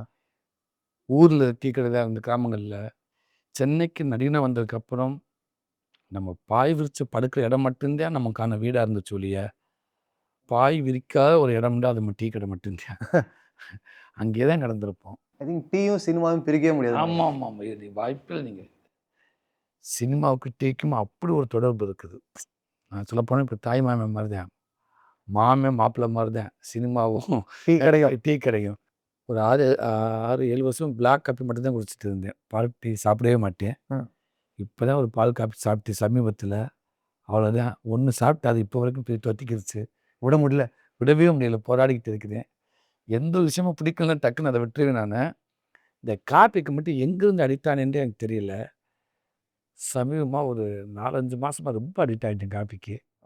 நம்ம வெளிநாடு போனால் கூட அந்த காப்பி இறங்கின உடனே அதுதான் தோணுது. அங்கே அந்த மிஷினில் கேப்பிச்சோனாவா? கேப்பிச்சோனாவா? அது பைத்தியமாயிடுச்சு. எங்கே போனாலும் ஹோட்டலை விட்டு வெளியில் வந்து அங்கே தான் நிற்கிறது நான். ஐயோ, இது என்ன நம்ம டீ கடை மாதிரி வர ஆரம்பிச்சிட்டு நான் பாட்டுக்க. ஃபஸ்ட் நாள் எப்படி போனேன் வாங்க எனக்கு அந்த கடையை கூட்டிட்டு போங்க, எனக்கு அந்த காட்டு குடிக்கணும்னு ஆசையாக இருந்துச்சு. அங்கே ஃபில்டர் காப்பி எங்கே போகிறது? அப்புறம் அந்த ஸ்மெல்லு என் மூக்கில் படணும், காஃபி ஸ்மெல். ஐயோ பார்த்து அப்போ ஒரு நாள் தான் தெரியும். அதுக்கப்புறம் பார்த்தா நானே போக ஆரம்பிச்சிருவேன். இறங்கி நானே போய் கடையில் போயிட்டு அந்த மிஷினில் காயினை போட்டு நானே குடிச்சிட்டு மேலே வந்து உட்காந்துருப்பேன். ஒரு 1 ஹவர் கழிச்சு இன்னும் ஒரு காப்பி சாப்பிட்டு நல்லா இருக்குங்க. ஐயோ இப்போ தானே போனோம், சரி இதை குறைக்கணுமே ஃபஸ்ட்டு காப்பி. அப்புறம் வீட்டை விட்டு கிளம்பிட்டு நான் காரில் உட்காரப்ப, இங்கே உதயந்திரட்டு ஒரு கடையில் நிப்பாட்டு, இந்த அங்கே போய் நிப்பாட்டு, காப்பி வாங்கு. காஃபியை சுற்றி தான் பிளானே இருக்கு. ஆமாம். சூரி அப்படின்னா எமோஷன், உண்மை, ஒரு நல்ல வாழ்க்கை, வெள்ளந்தியான சிரிப்பு, நல்ல படங்கள் இப்போ பண்ணிட்டு இருக்கீங்க. இதெல்லாம் தாண்டி நட்புன்றதும் கூடவே இருக்கு. கண்டிப்பாக. புதிய நண்பர்கள் கிடைச்சிருக்காங்க. ரொம்ப சந்தோஷமா இருக்கு. நானும் நீங்களும் ரொம்ப நல்ல நண்பர்களாம். சமீபத்தில் 2 பேரும் ஒரு நல்ல ஒரு நண்பனாக இருக்கிறோம், நட்பாக இருக்கிற ரொம்ப மகிழ்ச்சியாக இருக்கிறாரு. அற்புதமான மனுஷன். தங்கை கீர்த்தியோட கல்யாணத்தில் தான் எனக்கு அதிகமாக பழக்கமானார் அவர். ஆல்ரெடி சில மெசேஜில் நான் மெசேஜ் போட்டிருக்கேன் அவருக்கு, ஆ பேசியிருக்கோம். எனக்கு தங்கச்சி கீர்த்தி சுரேஷோட மேரேஜில் நான் பார்த்ததுல பயங்கரமாக என்னை பிடிச்சி போச்சு அவருக்கு. அவரோட மனைவிக்கு என்னை அறிமுகப்படுத்தி வச்சு, சிஸ்டர் அவங்களுக்கும் என்னை ரொம்ப பிடிச்சி போச்சு. அவங்க ஒய்ஃப் சொன்னாங்க, இவரோட இந்த என்னோட இதெல்லாம் அவங்க கேள்விப்பட்டிருக்காங்க. ஜேர்னிலாம். ஆமாம். ஸோ இதவே ஒரு படமாக பண்ணலாம். இவர் லைஃப் எங்கே ஆரம்பிச்சு இப்போ இதவே ஒரு படமாக பண்ணலாம் நம்ம அப்படின்னு கூட அவங்க மெசேஜ் சொல்லிட்டு இருந்தாங்க. சூப்பராக இருக்குல்ல அப்படின்னு சொன்னாங்க அவங்க இலவசமாக. அவ்வளோ ஒரு ஒரு பாசமாக ஒரு மரியாதை வந்துக்கிட்டாப்புல. நானே அந்த இதில் எனக்கு 3 நாள் ரொம்ப க்ளோஸாக இருந்தோம். இப்போவுமே ஒரு 2 நாளுக்கு ஒருக்கா ஏதாவது ஒன்று மெசேஜ் நான் அவர் பண்ணுவேன். அவர் அதுக்கு ரிப்ளை பண்ண இமீடியட்டாக ரிப்ளை பண்ணிடுவார். நல்ல ஒரு நட்புலேயே இருக்கும் 2 பேரும். கர்டன் பார்த்துட்டு சொல்லியிருந்தார். ஓ சூப்பர். விடுதலைக்கு அவர் சொல்லியிருந்தார், ஷேர் பண்ணியிருந்தார். சூப்பராக காமெடி ஆக்டர், டோட்டல் சேஞ்ச். அப்படியே டோட்டல் ஆப்போசிட்டாக பார்த்தது அந்த மாதிரி இங்கிலீஷில் அவர் போட்டிருந்தார். ரொம்ப குட் மூவி, ரொம்ப அற்புதமான மூவி. பாடியில் வச்சு டோட்டலாக அவங்க அந்த காமெடி படம் பார்த்துருக்கேன். இது சுத்தமாகவே இதில் இல்லை. பாடியில் அவங்க சூப்பராக இருக்குது. அந்த ரோல் கடைசி வரைக்கும் அதை கண்டினியூ ஆச்சு. கடைசி வரைக்கும் அந்த கேரக்டராகவே இருந்துச்சு உங்கள் ரோலு. மலையாளம் இண்டஸ்ட்ரி வந்தோம்னா பேசில் ஜோசப், ஜோஜோ ஜார்ஜ், உன்னி முகுந்தன், டோவினோ தாமஸ், சிவங்க எல்லாத்தையுமே ஒருத்தர் அப்பப்போ ஒரு பழக்கத்தில் இருக்குது. என்ன அவங்களுக்கு ரொம்ப பிடிக்கும், அவங்கள எனக்கு ரொம்ப பிடிக்கும். இல்லை ஒன்றுமே நம்ம கர்டன்லேருந்து நமக்கு நல்ல பழக்கம். அவர் அதுக்கப்புறம் கொட்டுக்காலியில் பார்த்துட்டு பேசினார். பேசில் எப்படி பழக்கம்? அவங்க படம் ஒன்று வந்துச்சு, அதை பார்த்துட்டு நான் பேசியிருந்தேன். மின்னல் முரளியா? அவங்க எனக்கு யார் மெசேஜ் போட்டாங்க. இல்லை ரொம்ப நல்லா இருக்குங்க. ஏன்னா ஆமாம். நீங்கள் இப்படியே தான் ஒன்று யோசிங்களேன். பேசில் ஜோசப், நீங்கள், உன்னி முகுந்தன், நான், அவங்கெல்லாம் பெரிய இடத்துல இருக்காங்க. உண்மைக்கே எனக்கு ஆசை அவங்களெல்லாம் சேர்ந்து ஒர்க் பண்ணாங்க. அப்படி ஒரு கதை அவெஞ்சர்ஸ் மாதிரி ஒன்று இறக்கிருங்க. நாங்கள் அமெரிக்காங்க. ரொம்ப நல்லா இருக்குங்க கேட்கவே. ரொம்ப நல்லா இருக்கு. ஏன்னா இங்கேருந்து நீங்கள் ஒன்று புதுசாக பண்ணும்போது அதுக்கு எல்லாரும் சப்போர்ட் பண்ணுறாங்க. ரொம்ப நல்லா இருக்குது கேட்கவே. ஆக்சுவலாக உங்கள் ஆஃபீஸ்குள்ளே வந்தோடனே இந்த ஆலமரத்தை நான் பார்த்தேன். பொதுவாகவே மரம்ன்றது அது நம்ம அது அது அது நன்மை மட்டும்தான். அந்த மரம் நன்மை நம்ம சுற்றி அவ்வளோ நன்மை கொடுக்கும் அந்த மரம். ஆலமரம் வந்து இன்னும் பெருசு, இன்னும் கொடை போல். அது இன்னும் யார் வேணாலும் வாங்க, எத்தனை பேர் வேணாலும் வாங்க, நான் அவங்கள பார்த்துக்கிறேன், நீங்கள் என்கிட்ட இருக்கலாம், எனக்கு அமரலாம், நிம்மதி எங்கேருந்து போகலாம், எல்லாத்துக்கும் நான் பார்த்துக்கிறேன்னு சொன்னாங்க. ரொம்ப ஆலமரம் போல் நல்லா விரிஞ்சு நிற்கணும் குடும்பம் அப்படின்ட்டாங்க. அதை அந்த ஆலமரம் போது அந்த கொடை மாதிரி எல்லாத்தையும் பார்க்கணும் முடிஞ்ச அளவுக்கு. அப்போ நம்மக்கிட்ட யார் வந்தாலும் சரி, இல்லை நாமளாக இருந்தாலும் சரி, அந்த மரம் போது பச்சை பச்சையேன்னு இருக்குது நம்ம வாழ்க்கை. ஸோ அதுக்கு சொல்லுவாங்க, நீ ஆலமரமாக நல்லா இருக்குன்னு எண்ணம். எவ்வளோ மரங்கள் இருக்குது. பெரிய முன்னோர்கள் சொல்கிற வார்த்தை தானே. ஆமாம். அதனால் நிறைய இடத்துல நான் பார்த்துருக்கேன். இந்த ஆலமரம் நிறையா மனசில் பெரிய மரங்கள். நம்ம இது ஒரு மரம் நல்லா இருக்குங்க. எங்கள் ஊரில் நிறைய ஆலமரம் உண்டு. இன்னைக்கு எங்கே ஆலமரம் பார்த்தாலும் எனக்கு என்னோட ஸ்கூல் டேஸ் வந்துடும். ஸ்கூலுக்கு போகும்போது 2-3 ஆலமரம் இருக்கும். ஆலமரம் ஸ்டாப்பிங் தான், பஸ் ஸ்டாப் போயிடலாம். ரொம்ப நல்லா இருக்கும். ஆலமரத்தை பார்த்தாலே மனசுக்கு ஒரு நிம்மதி வந்துடும். ஆக்சுவலாக நீங்கள் பாருங்கள், எவ்வளோ வெயில் காலத்தில் வைப்பாங்க. கிராமங்களில் பார்த்துருப்பீங்க, மனிதர்களும் நிறைய அந்த இடத்துல படுத்திருப்பாங்க. அவங்க ஆடு மாடுகளும் நிறைய அங்கே தான் வந்து நிற்குங்க. ஏகப்பட்ட பறவைகளும் அங்கே தான் இருக்குங்க. ஆலமரம் எல்லாத்துக்கும், மனிதர்கள், அனிமல்ஸ் எல்லாத்துக்குமே பொதுவானதாக இருக்கும். கரெக்ட். பறவைகள்லேருந்து எல்லாத்துக்குமே இருக்கும். அந்த ஊரை அவ்வளோ ஆக்டிவாக வச்சுருக்கும். நீங்கள் 4-5 மணிக்கு பார்த்தீங்கன்னா சலசல ஒரு காற்று அடிக்கும் பாருங்க. அது மனசுக்கு அப்படி இருக்கும். அது காலையில் பார்த்தீங்கன்னா அவ்வளோ பறவைகள். ஒரு 4:30 மணிக்கெல்லாம் அந்த பறவைகள் சத்தம் கேட்கும் பாருங்க. அப்படியே இப்போ 1000 வகை பறவைகளை பார்க்கலாம் அந்த ஆலமரத்தில். சத்தம் கீச்சு கீச்சு. ஆமாம். கிளியிலிருந்து, குருவிலிருந்து, மைனாவிலிருந்து, காக்காவிலிருந்து, நாரையிலிருந்து, புறாவிலிருந்து. இன்னொன்று என்ன தெரியுமா ரொம்ப பிடிக்கும் எனக்கு? அணில் விளையாடும். பார்க்கவே சூப்பராக இருக்கும். அதில் அந்த பழங்கள் இருக்கும். அதை உதிர்த்து விடும். அதை எடுத்து சாப்பிடுவோம். அப்படிங்களா? ஆமாம். அந்த உருளைக்கு விதையை சாப்பிடலாம். ஓ. ஒரு சென்டிமீட்டர் ஆலமரம். மறக்கணுன்றதுக்காக வச்சோம். நான் முதல்ல எங்க அப்பாவ அழுது அடம் புடிச்சு, ஒரு பெரிய படம், ஒரு பெரிய ஸ்டாரோட படத்துக்கு போயி பார்க்கணும்னு ஆசைப்பட்டு கூட்டு போயி, டிக்கெட் கிடைக்காம வெளில நின்னு, அழுது அடம் புடிச்சு எங்க அப்பாவ டென்ஷன் பண்ணி, அப்படி பார்த்த ஒரு படம் வந்து படையப்பா. நீங்க படையப்பா படத்துல வேலை செஞ்சதா ஒரு இடத்துல சொல்லியிருந்தீங்க. எனக்கு பார்க்கும்போது, அப்போலேருந்து இப்போ வரைக்கும் நீங்க சினிமா கூட இருக்கீங்க. ஆமா. சினிமாவுக்குள்ள இருக்கீங்க. எனக்கு படையப்பா மெமரீஸ் சொல்லுங்க. எனக்கு இதுதான் படையப்பா மெமரி. எலக்ட்ரீஷியன் வந்து சினிமாவில் வந்து நிறையா துறை இருக்குது. அதில் ஃபோட்டோ ஃப்ளெட்டுன்னு ஒன்று இருக்குது. லைட் ஆஃபீஸர்ஸ் மாதிரி அவங்க வந்து அந்த ஸ்பாட் லைட் போடுறவங்க. ம். ஃபோட்டோ ஃப்ளெட் அப்படின்னு சொல்லுவாங்க. அந்த டிபார்ட்மெண்ட்டில் நான் போயிருக்கேன். நான் போயிருக்கப்போ அப்போ அந்த பெரிய வீடு இருக்குல்ல, ரஜினி சார் வீடு, ம். சிவாஜி சார் இது பண்ணுவார், உட்காந்துவார். அந்த வீட்டில் வந்து அந்த எலக்ட்ரிஷியன் நான் போயிருக்கேன். ஸோ அப்போ அந்த இதெல்லாம் நான் வேலை செஞ்சுருக்கேன் படையப்பாவில். அந்த படம் இல்லை, நிறைய படங்கள் வேலை செஞ்சுருக்கேன். அதில் படையப்பா ஒன்று. சமீபத்தில் விட கேஎஸ் ரவிக்குமார் சாரோட இன்டர்வியூ பேசுகிறப்ப, சார் நான் உங்கள் படத்தில் வேலை செஞ்சுருக்கேன் சார். ஐயோ நீ என்னையா நீ எங்கே நீ வேலை செய்கிற இடமே இல்லையா? ரஜினி சாரை பார்த்துருக்கேன். அப்புறம் சிவாஜி சார் வந்து பூ பறிக்க வருகிறோம். ஆமா. பூ பறிக்க வெங்கடேஷ் சாரோட டைரக்ஷன். ஆமா. அதில் சிவாஜி சார் பண்ணுவார். அதில் நான் ஆர்ட் டிபார்ட்மெண்ட்டில் வேலை செஞ்சுட்டு இருந்தேன். ஆர்ட் டிபார்ட்மெண்ட் இருக்காங்க இல்லையா, ம். அதில் நான் வேலை செஞ்சுருக்கேன். அதில் வந்து 4:30 மணிக்கு சிவாஜி சார் எப்போயுமே பார்த்தீங்கன்னா, காலையில் எல்லாத்துக்கும் முன்னாடி 4:30க்குலாம் செட்டுக்கு வந்துடுவார். 4 மணிக்கே வந்துடுவார். அதுக்கப்புறம் நல்லா வருவாங்க. அப்போ 4 மணிக்கு அவர் வராருன்னா, அவர் வந்து அவர் மேக்கப் போடுற அந்த ரூம், அந்த அறை வந்து ரெடியாக இருக்கணும். ம். ஆமாம். சப்போஸ் ஒரு பெரிய வீட்டில் எங்கேயாவது எடுக்கிறாங்க, செட்டில் எங்கேயா இருக்குன்னா அவங்க ரூம் இருக்கும். அப்போ அந்த லைட்டு போட்டு ஃபேன் போடுறது நம்ம தான். அதுக்கு முன்னாடி போயிட்டு அந்த ரூமை ரெடி பண்ணி வச்சுட்டு அதுக்கு ஃபேன் போட்டு ரெடியாக வச்சுருக்கணும். லைட்டு போட்டு அவர் வந்தோடனே கரெக்டாக உட்காந்தோடனே அந்த ஃபேனை கரெக்டாக பார்த்து போட்டு தள்ளி பண்ணிங்க. அப்படிலாம் நான் அப்படியே வியந்து பார்த்துருக்கேன். சிவாஜி சாரா? அது நான் பூ பறிக்க வருகிறோம். நீங்க நெறைய புக்ஸ் படிப்பீங்களாமே? சிறுகதைகள்லாம் படிப்பீங்களாமே? இங்க கூட கவிதைகள் தான் இருக்கு. அது நிறையா படிக்கிறது இல்லை, சும்மா அப்பப்போ கொஞ்சம் கொஞ்சமாக ஏதாவது ஒரு சிலதை படிச்சிருக்கலாம். எனக்குமே சில பேர் புக்கு படிக்கணும்னு பார்த்தா ரொம்ப தொடர்ந்து வீடு ஃபுல்லாக புக்காகவே இருக்கும். அப்போல்லாம் எனக்கு ஆசை அவங்களாம் அந்த மாதிரிலாம் புக்கு படிக்கிறது. நமக்கு அப்படி பிடிக்க புக்கு படிக்கிறதுலாம் இல்லை. சும்மா அப்படியே கொஞ்சம் கொஞ்சம் ஏதாவது இன்ட்ரெஸ்டான வேலை இருந்தால் கொஞ்சம் படிப்பேன். பேப்பர் படிப்பேன், பயங்கரமாக படிப்பேன். பேப்பர் படிக்காமல் என்னால் இருக்கவே முடியாது. காலையிலும் சரி மாலையிலும் சரி, அது எங்கே போனாலும் எனக்கு பேப்பர் கையில் இருக்கணும். அது எல்லா நியூஸுமே படிச்சிருக்கேன். கடைசி ஒரு எழுத்து மிஸ் பண்ணாமல் படிப்பேன். அப்படிங்களா? சூப்பர். எனக்கு வந்து பவாச்சலத்திலான கதைகள் நிறையா நான் கேட்டிருக்கேன். இன்றைக்கி ஒரு புக்கு நம்ம நிறைய உட்காந்து படிக்க முடியாது. நான் அதுக்கு பழகலை, நிறைய படிக்க முடியாது. சின்னதில் ஃபஸ்ட்டு வாங்கின புக்கை தான் இப்படி தான் பார்ப்பேன். எவ்வளோ எத்தனை சைஸை தான் பார்ப்பேன். எப்பாடி இது என்ன படிக்கலான்றது பெருசாக இருந்தால் யோசிப்பேன் நான். எனக்கு பவாச்சலத்தினுடைய கதைகள் நிறையா எனக்கு பிடிக்கும். அது ஒரு 22 நிமிஷம் தானே. ஆமாம். அவர் கதை சொல்கிற விதம் அவ்வளோ அழகாக இருக்கும். அவ்வளோ அழகாக இருக்கும். அப்படி ஒரு கதை சொல்வார் அவர். ஸோ அந்த மாதிரி கதைகள் நிறைய எனக்கு கதைகளை கேட்குறது உண்டு. அது ஓப்பனாக சொல்லப்போனால் எனக்கு அவர் கதைகள் நிறையா கேட்டதை விட எனக்கு அந்த கதை சொல்கிற பக்குவம் கூட அந்த மாதிரி வந்திருக்கலாம். எனக்கு கதை சொல்கிறது ரொம்ப பிடிக்கும். தெரியுது. எனக்கு இன்னும் சொல்லப்போனால் என் நண்பர்கள் எல்லாமே சொல்லுவாங்க, நீ கதை சூப்பராக சொல்கிற அப்படின்னு சொல்லுவாங்க. எனக்கு கதை சொல்கிறப்போ கொஞ்சம் நிறையாவே அந்தந்த கேரக்டராகவே வந்துடுவேன். ஒரு அக்கானா, ஒரு பாட்டி, ஒரு அம்மா, பையன், குட்டி தம்பி 4 பேர் சீன் கதை சொல்கிறேன். நான் 4 பேர் மாதிரி நடிச்சு காட்டிடுவேன். குட்டி தம்பி. அவன் டைலாக் அவனை மாதிரி பேசுகிறேன், ஆட்டோமேட்டிக்காக வந்துடும் எனக்கு. உங்கள்கிட்ட நிறைய கதை கேட்கணும் எனக்கு இருக்கு. ஏன் தெரியுமா?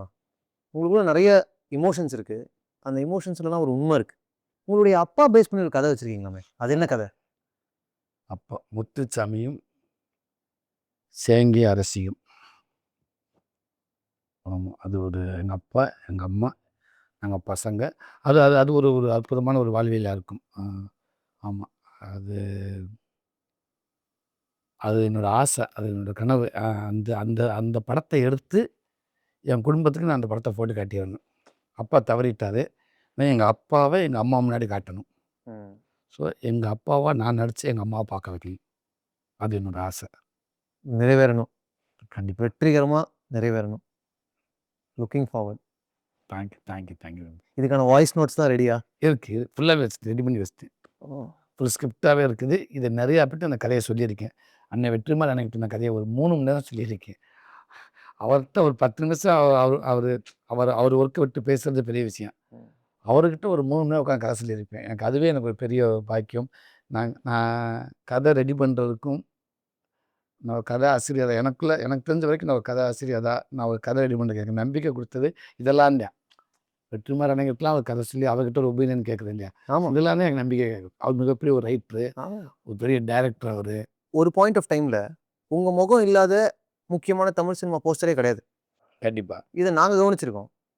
அந்த பாயிண்ட்டை ரீச் பண்ணும்போது உங்களுக்கு தோணிருக்கா, நீங்கள் இல்லாத படங்களே இல்லையே, கிட்டத்தட்ட வாரம் உங்களுக்கு ரிலீஸ் இருந்துகிட்டே இருந்திருக்குல்ல, ஆமாம் ஆமாம். அந்த காலகட்டத்தை பற்றி சொல்லுங்கள். இல்லை, அது ரொம்ப சந்தோஷமாக இருக்கும். ஒரு நடிகனுக்கா பேப்பரில், அதாவது அந்த படத்துக்குள்ளே எங்கேயாவது ஒரு சீனில் நம்ம முகம் வராதான்னு யோசிச்சுட்டு, அதுக்கப்புறம் வந்ததுக்கப்புறம் பேப்பரில் வர்ற அந்த போஸ்ட்டு, படத்தோட போஸ்ட்டுக்கும் நம்ம பேச வராதா அப்படின்னு யோசிச்சது உண்டு. அப்போ அந்த பேப்பரில் ஒரு போஸ்ட்லேயும் வந்துருச்சு நம்ம அது. ஆமாம். அப்போ நம்மளுடைய வளர்ச்சி, நம்ம ஹீரோவோட க்ளோஸாக, நம்ம நல்ல ஒரு ஆக்டராக வந்ததுக்கப்புறம் தான் அதுக்குள்ளேயும் வர முடியும். முக்கியமான ஆக்டருக்குள்ளே வந்தால் நம்ம பேப்பரில் வர முடியும். போஸ்டரில். பேப்பர் மீன்ஸ் அது ஆமாம், பேப்பர் ஆடு. பேப்பர் ஆடில் நான் சொல்கிறது. அப்போ அதுலேயும் பேப்பரில் வந்தாச்சு, அது சந்தோஷம். அப்போது ஒரு நாளைக்கு ஒரு வெள்ளிக்கிழமை 5 போஸ்ட் இருந்தால், அந்த 5ல் 2ல் வருது பயங்கர சந்தோஷமாக இருக்கும். சார் இன்னைக்கு 5 படத்தோட ஆடு வந்து 2ல் நம்ம தானே இருக்கோம். இது எல்லா நடிகனுக்கு உள்ளது நான் சொல்ல வரேன், எனக்குன்னு கிடையாது. ஐயோ உண்மை சார் 2ல் வந்துருக்குன்னு. அப்போ சில வெள்ளிக்கிழமை சில பார்த்தீங்கன்னா 3 இதில் வந்திருப்போம். சில வெள்ளிக்கிழமையில் பார்த்தா 4, சிலரில் 7 படம் வந்திருக்கு, 7மே வந்திருப்போம். அப்படி வந்திருக்கு. அன்றைக்கி அந்த வெள்ளிக்கிழமையில் 7 படத்தோட போஸ்டர் கிளம்ப 7லுமே நம்ம தான் இருப்போம். அது ஒரு நடிகனுக்கு அதை விட சந்தோஷம் எதுவுமே இல்லைங்க. இல்லை, இப்போது காரில் இங்கேருந்து கிளம்பி போகிறப்ப, ஷூட்டிங் ஸ்பாட்டுக்கு போகிறப்ப, அங்கே லெஃப்ட் ரைட்டில் ஒட்டி போஸ்ட்டில் ஒரு 5-6 போஸ்ட்டில் 5-6 போஸ்ட் ஒரு நடிகை உள்ள இருக்கேன்றது வந்து அது அவ்வளோ சிறப்பான ஒரு விஷயம். அது உண்மைக்கு அந்த சந்தோஷத்துக்கு ஒரு அளவே இல்லைங்க. ஏன் சொல்கிறேன்னா, எந்த சினிமா பேக்ட்ராப்பும் இல்லாமல் தனியாக உள்ளே வந்து பல வேலைகள் செஞ்சு முதல் வாய்ப்பு கிராக் பண்ணி இந்த இடத்த ரீச் பண்ணிருக்கீங்கன்னு பார்க்கும்போது ரொம்ப சந்தோஷமாக இருக்கும். அண்ட் இன்னும் நீங்கள் முன்னாடியே சொன்ன மாதிரி எங்களில் ஒருத்தராக இருக்கிறது அதை விட சந்தோஷமாக இருக்கும். உங்கள் சிரிப்பு மாறலை, பேச்சு மாறலை, ரொம்ப நல்லா இருக்கு. தேங்க்யூ. ரொம்ப ரொம்ப நன்றி. Thank you so much. நல்ல கான்வர்சேஷன், நான் நிறையா கற்றுக்கிட்டேன். நிறைய பர்சனல் கேள்விகளை என் மேலே போட்டிங்க நீங்கள் ஆக்சுவலாக. அப்படியா? ஆமாம். இப்போவும் அப்படியா? நம்ம நினச்சதே எல்லாமே நடந்துடாது. நல்லது நடக்கிறதுக்கு நம்ம நினைப்போம், அதுக்கு முயற்சி பண்ணுவோம். மற்றபடி அது நல்லாவே நடக்கும்னு நான் நம்புகிறேன். இல்லை, அது நீங்கள் உழைக்கிறீங்க, நல்லதே நடக்கும். கண்டிப்பாக. அது ரொம்ப ரொம்ப நல்லா இருந்துச்சு. அதே இப்போ இந்த கேமராவில் இப்போ எங்கள் வீட்டில் வந்துட்டு ஒரு பத்திரிக்கை கொடுக்க வந்துட்டோ, இல்லை என் ஃப்ரெண்டு என்னை தேடி வந்துட்டோ, இல்லை என் தம்பி என்னை பார்க்க வந்துட்டோ, எப்படா இருக்க, என்ன பண்ணிகிட்ருக்கேன், சினிமா எப்படின்னு போயிட்டுருக்கு, அதெல்லாம் கட்டினா ஓவருக்கு எப்படி போயிட்டுருக்கு, எவருக்கு நல்லா போயிட்டுருக்கு, இப்படி தான் இருக்குது. இது இப்படி பேசின மாதிரி தான் இருக்குது எனக்கு. சந்தோஷம், ரொம்ப சந்தோஷம். லவ் யூ தம்பி. Love you. Thank you. Thank you. Tea Talkies, a cinematic cafe with 16+ successful outlets. For business and franchise inquiries, contact 95660 99959.